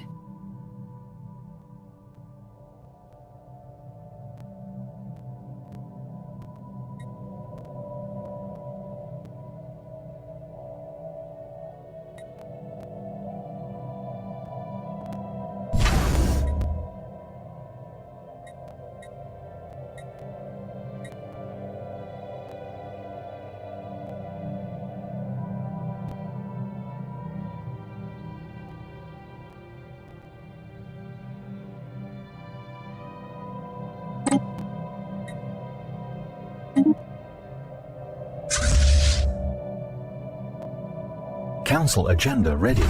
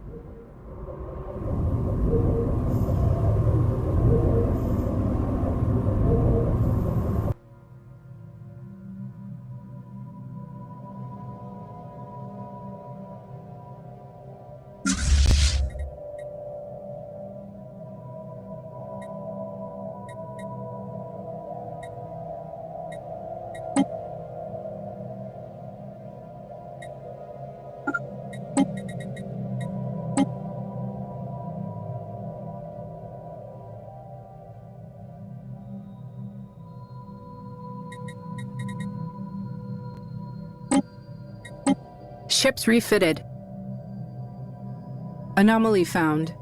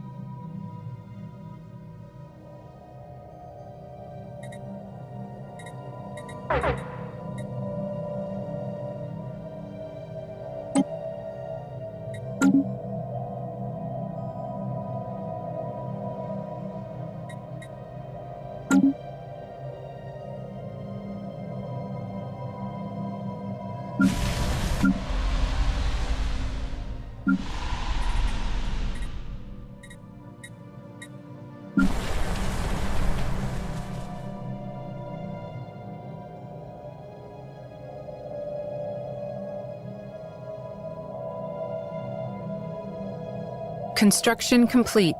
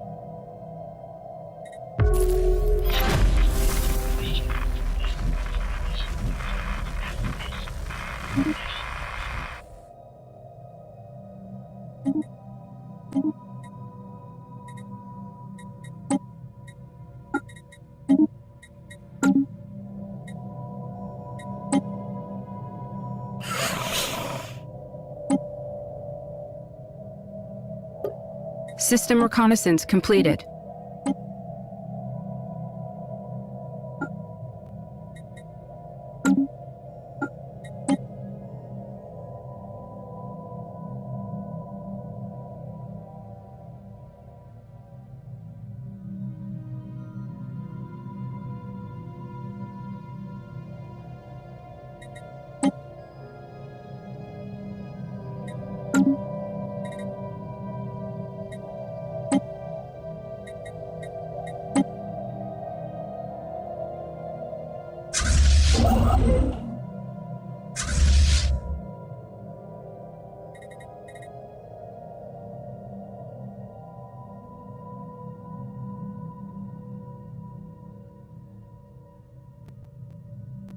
Science Division reports success.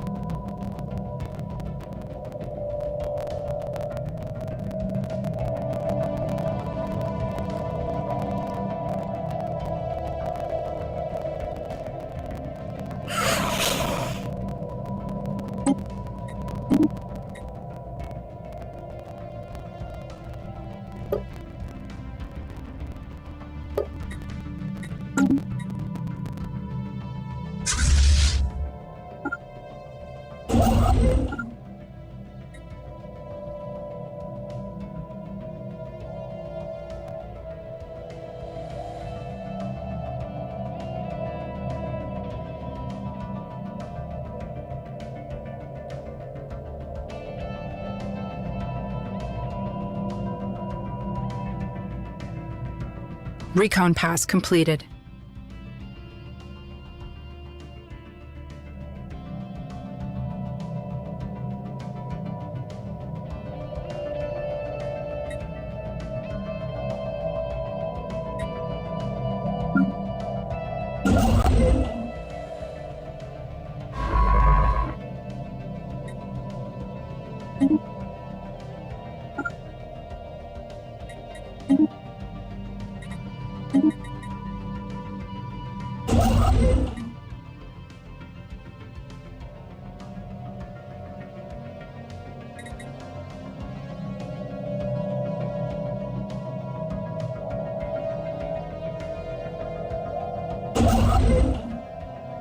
Construction complete.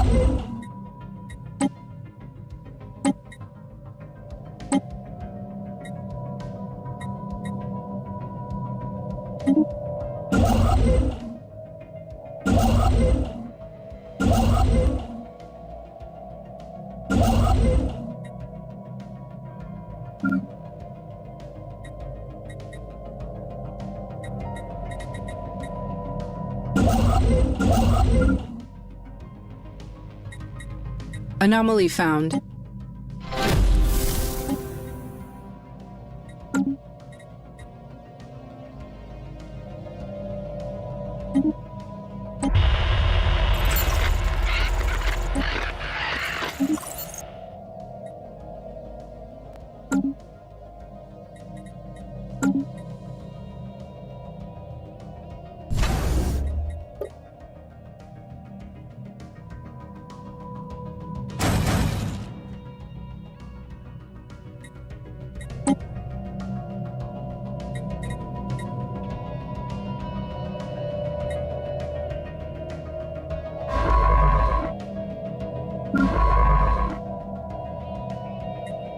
System reconnaissance completed.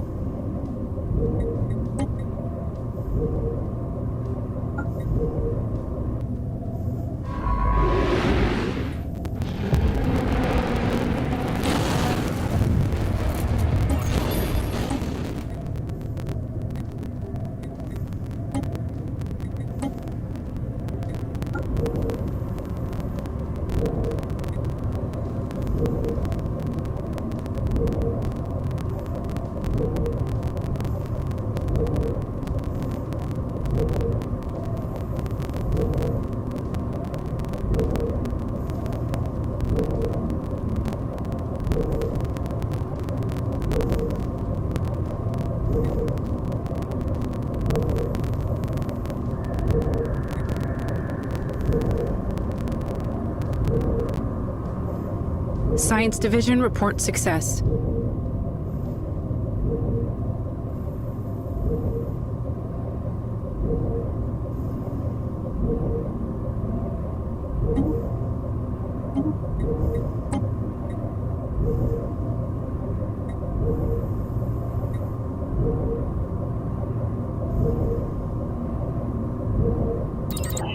Construction complete.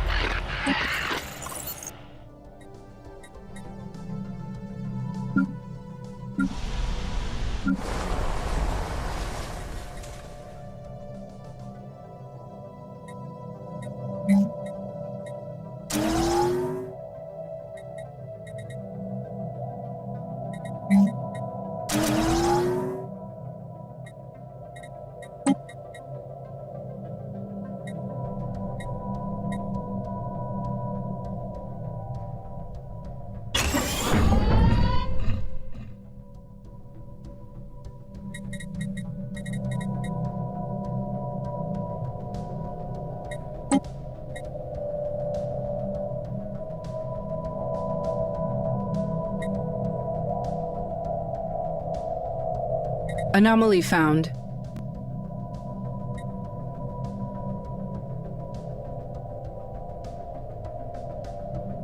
Construction complete.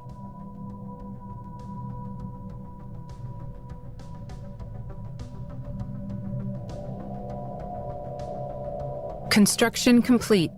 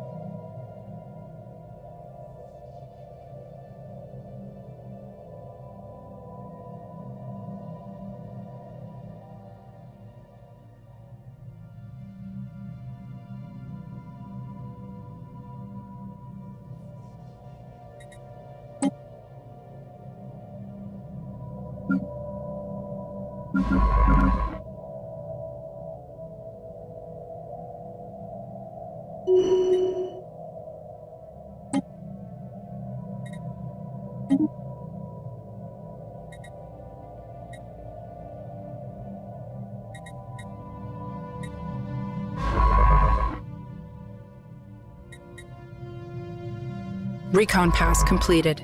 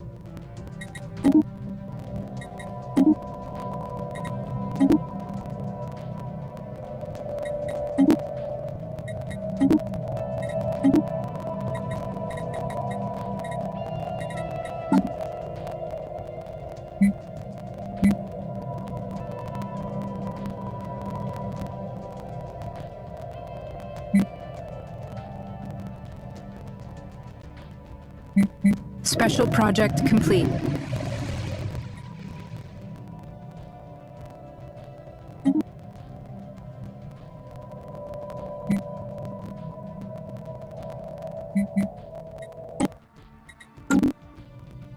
Construction complete.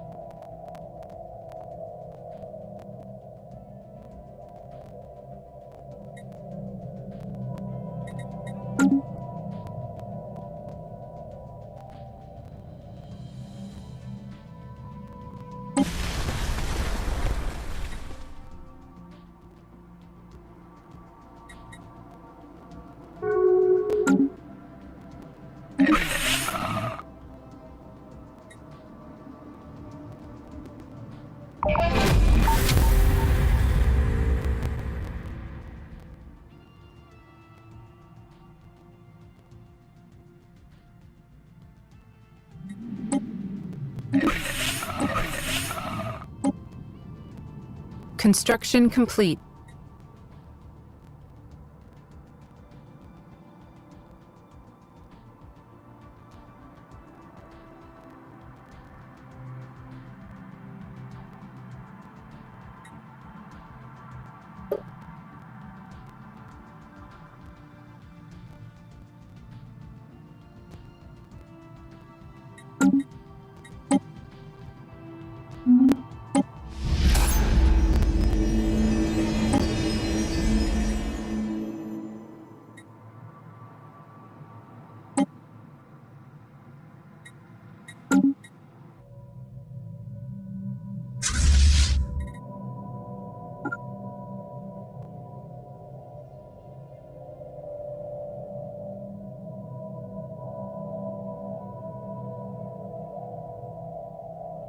Anomaly found.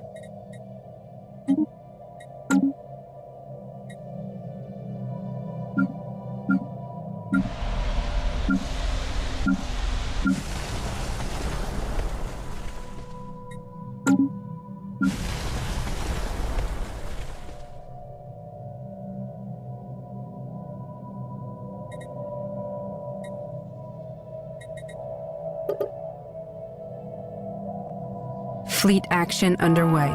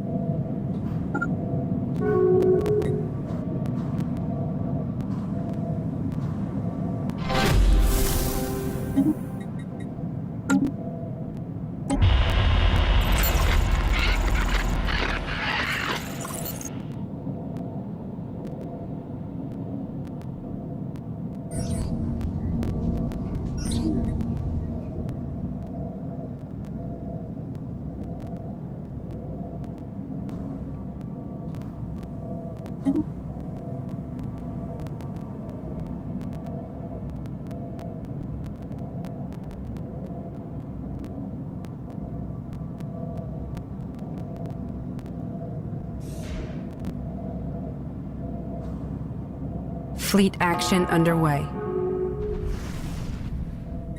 Construction complete.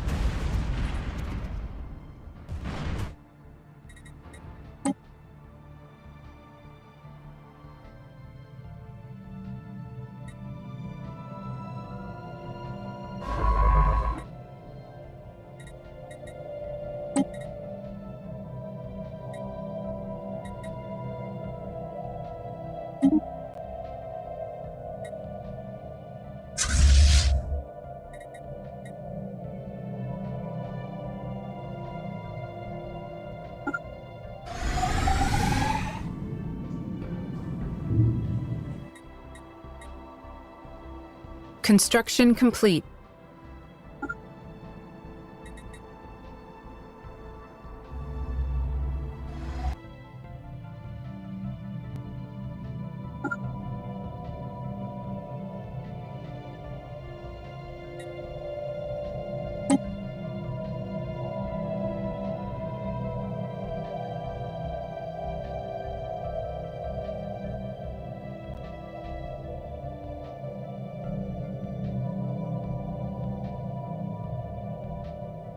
Recon pass completed.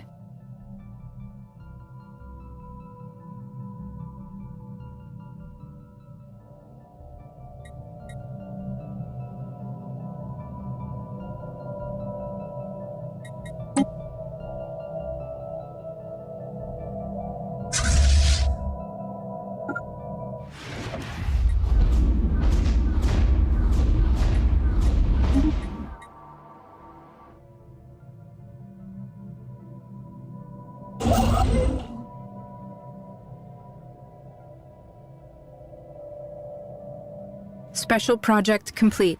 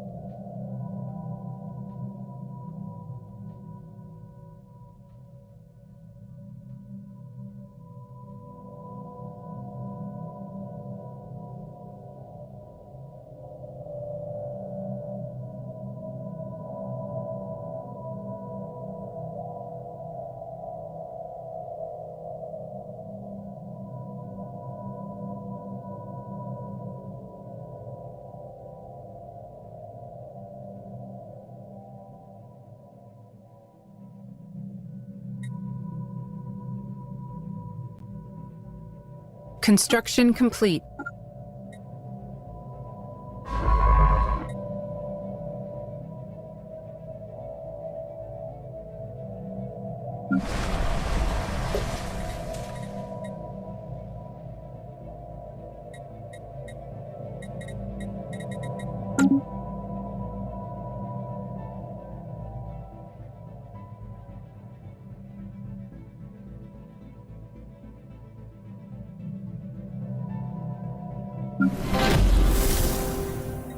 Fleet action underway.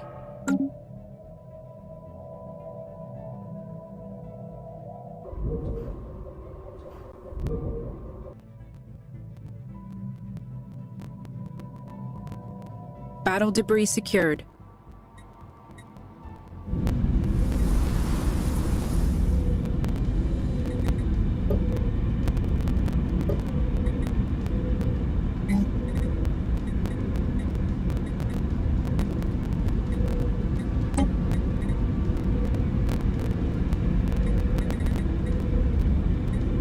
Construction complete.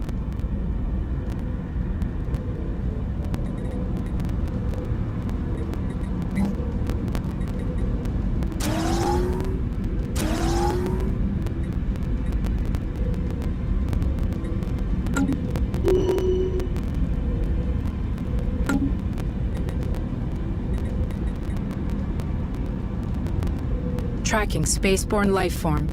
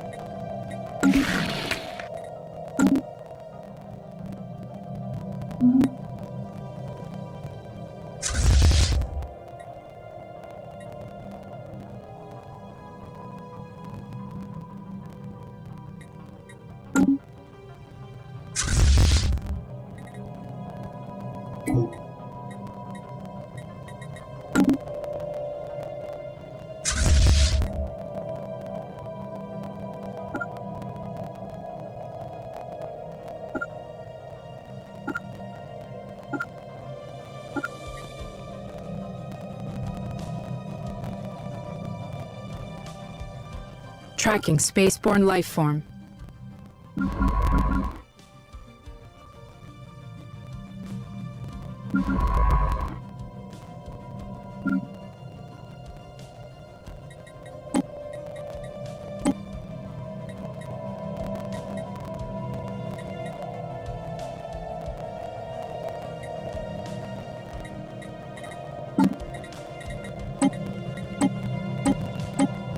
Engaging enemy station.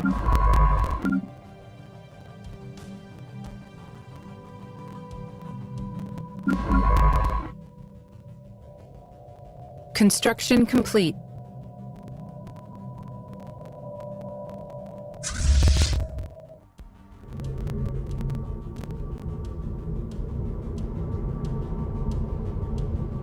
System reconnaissance completed.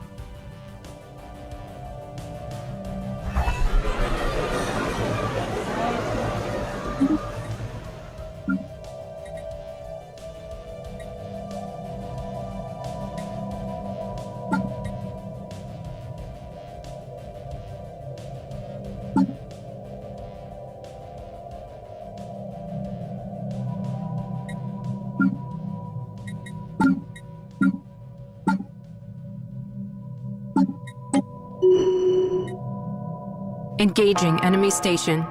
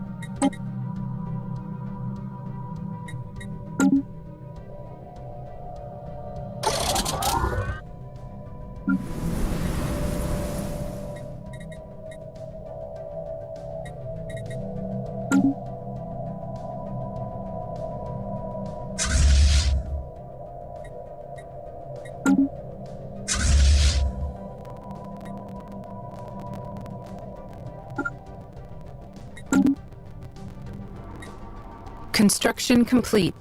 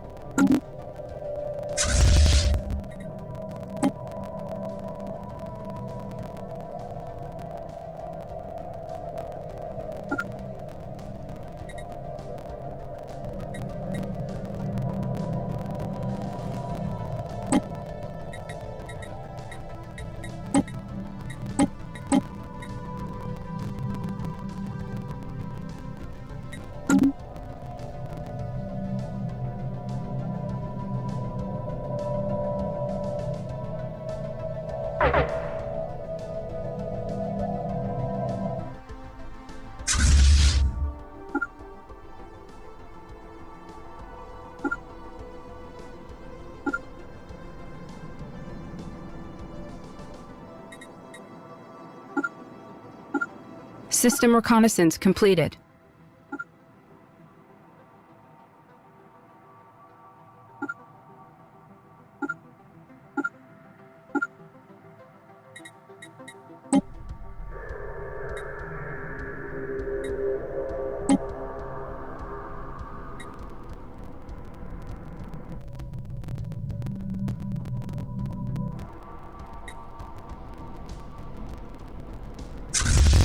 Skywatch has sighted a spaceborne life form.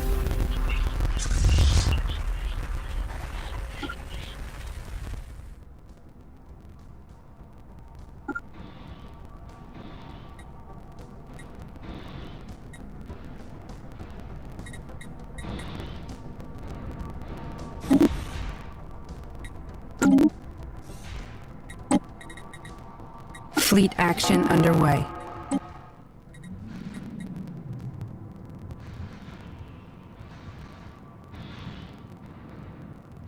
Science Division reports success.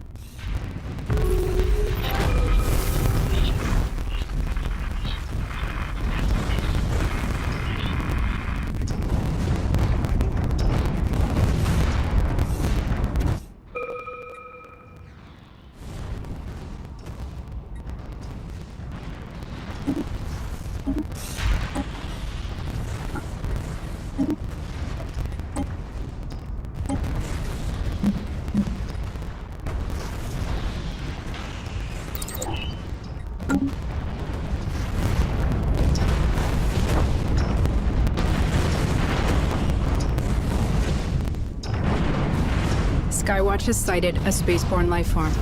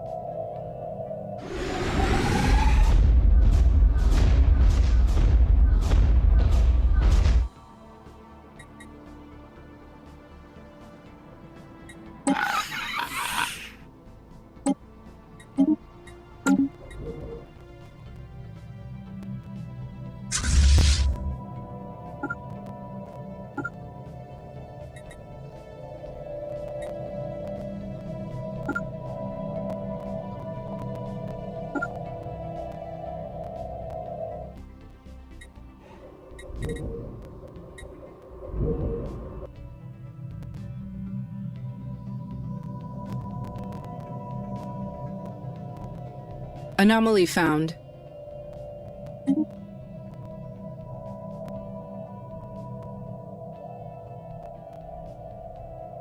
Fleet action underway.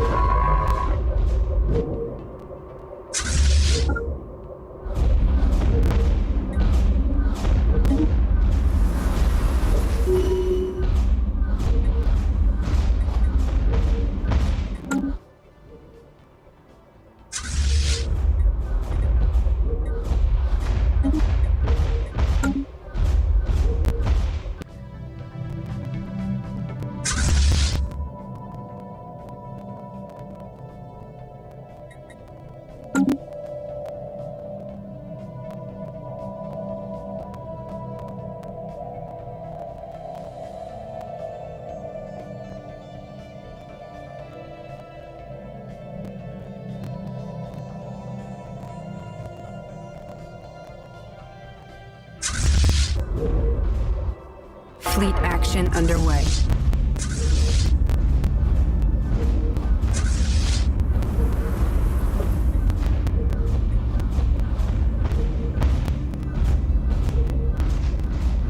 Battle debris secured.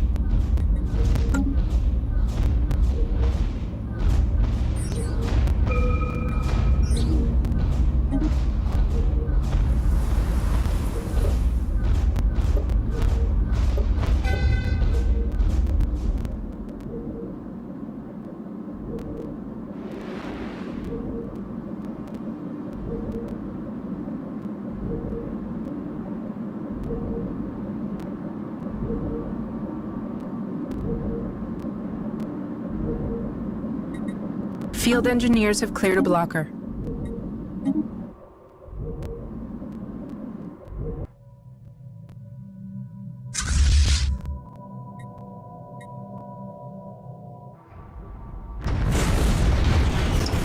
Spaceport reports enemy contact.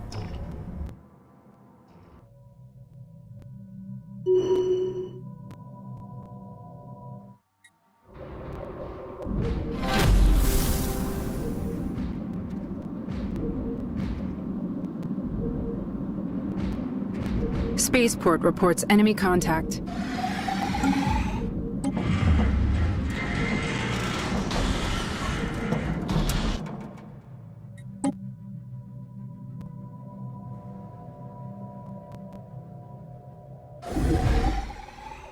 Construction complete.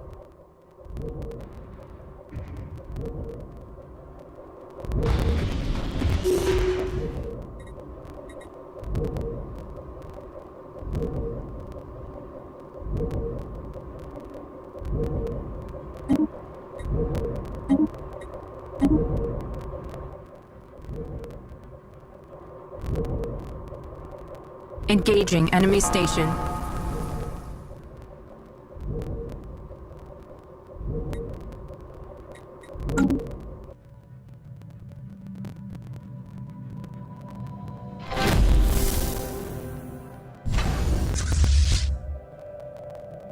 Battle debris secured.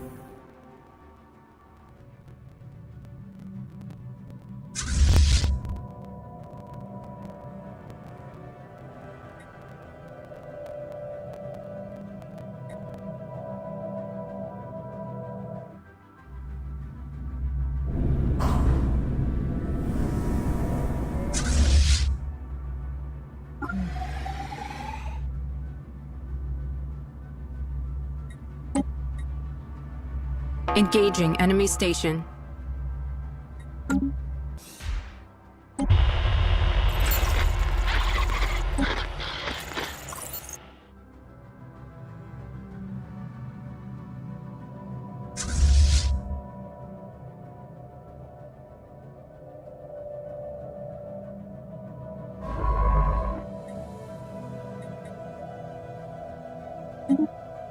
Spaceport reports enemy contact.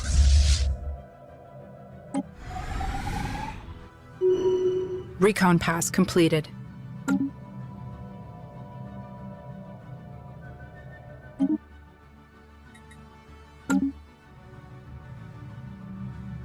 Spaceport reports enemy contact.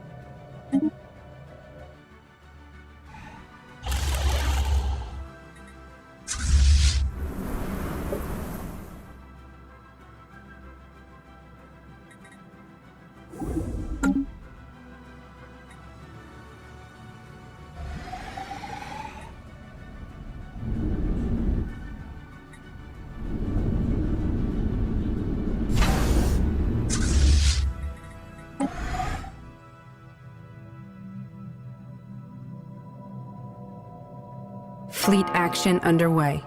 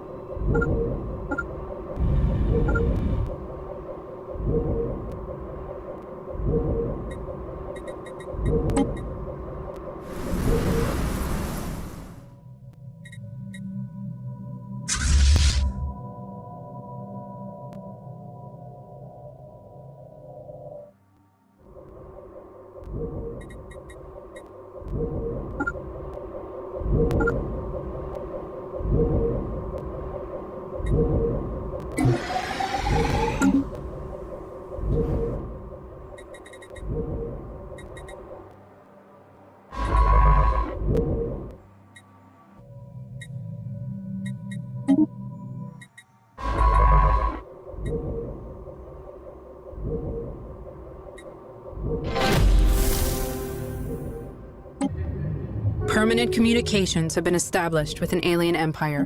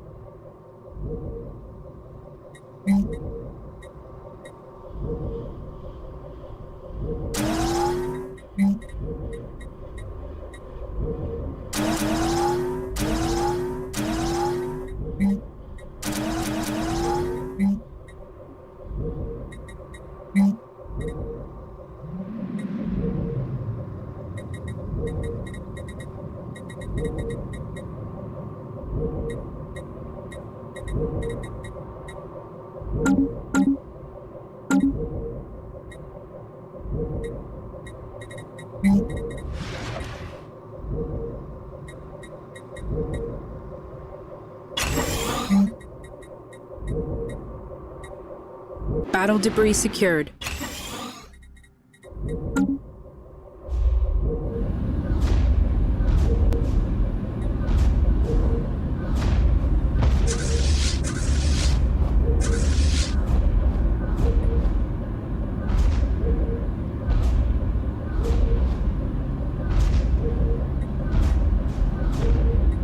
Fleet action underway.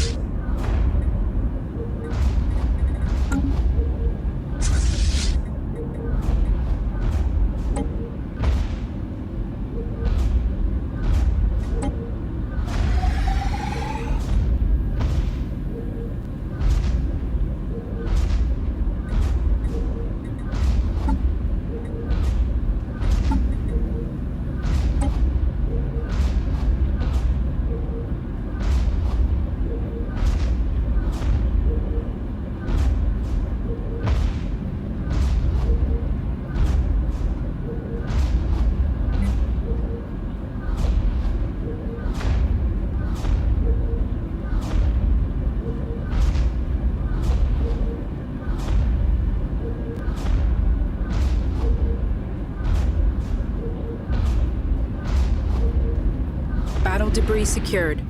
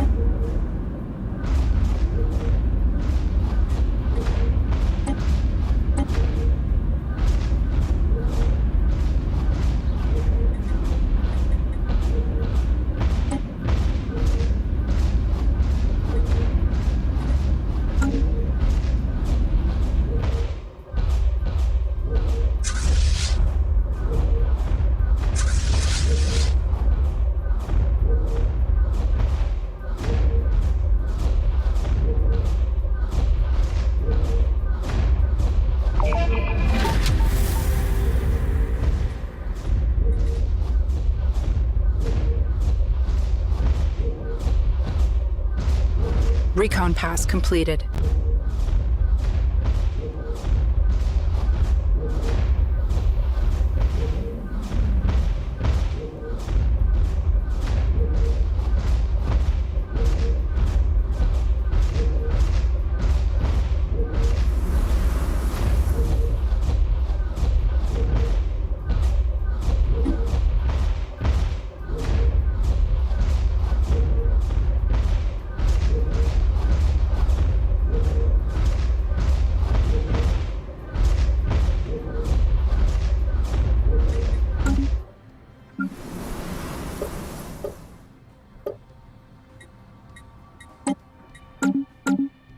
Battle debris secured.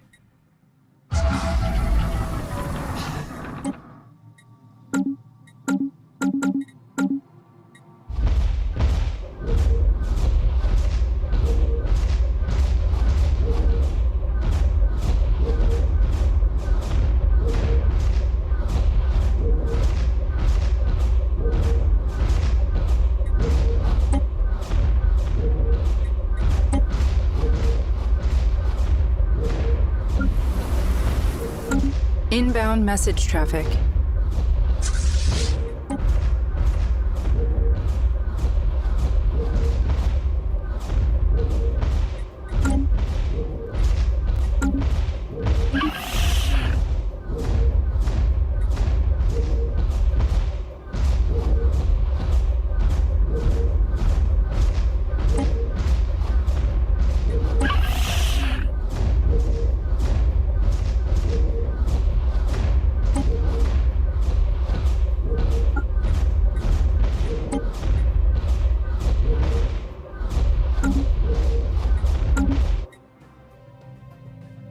Anomaly found.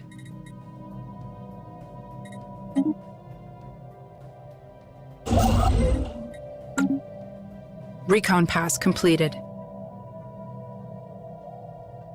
Council agenda available.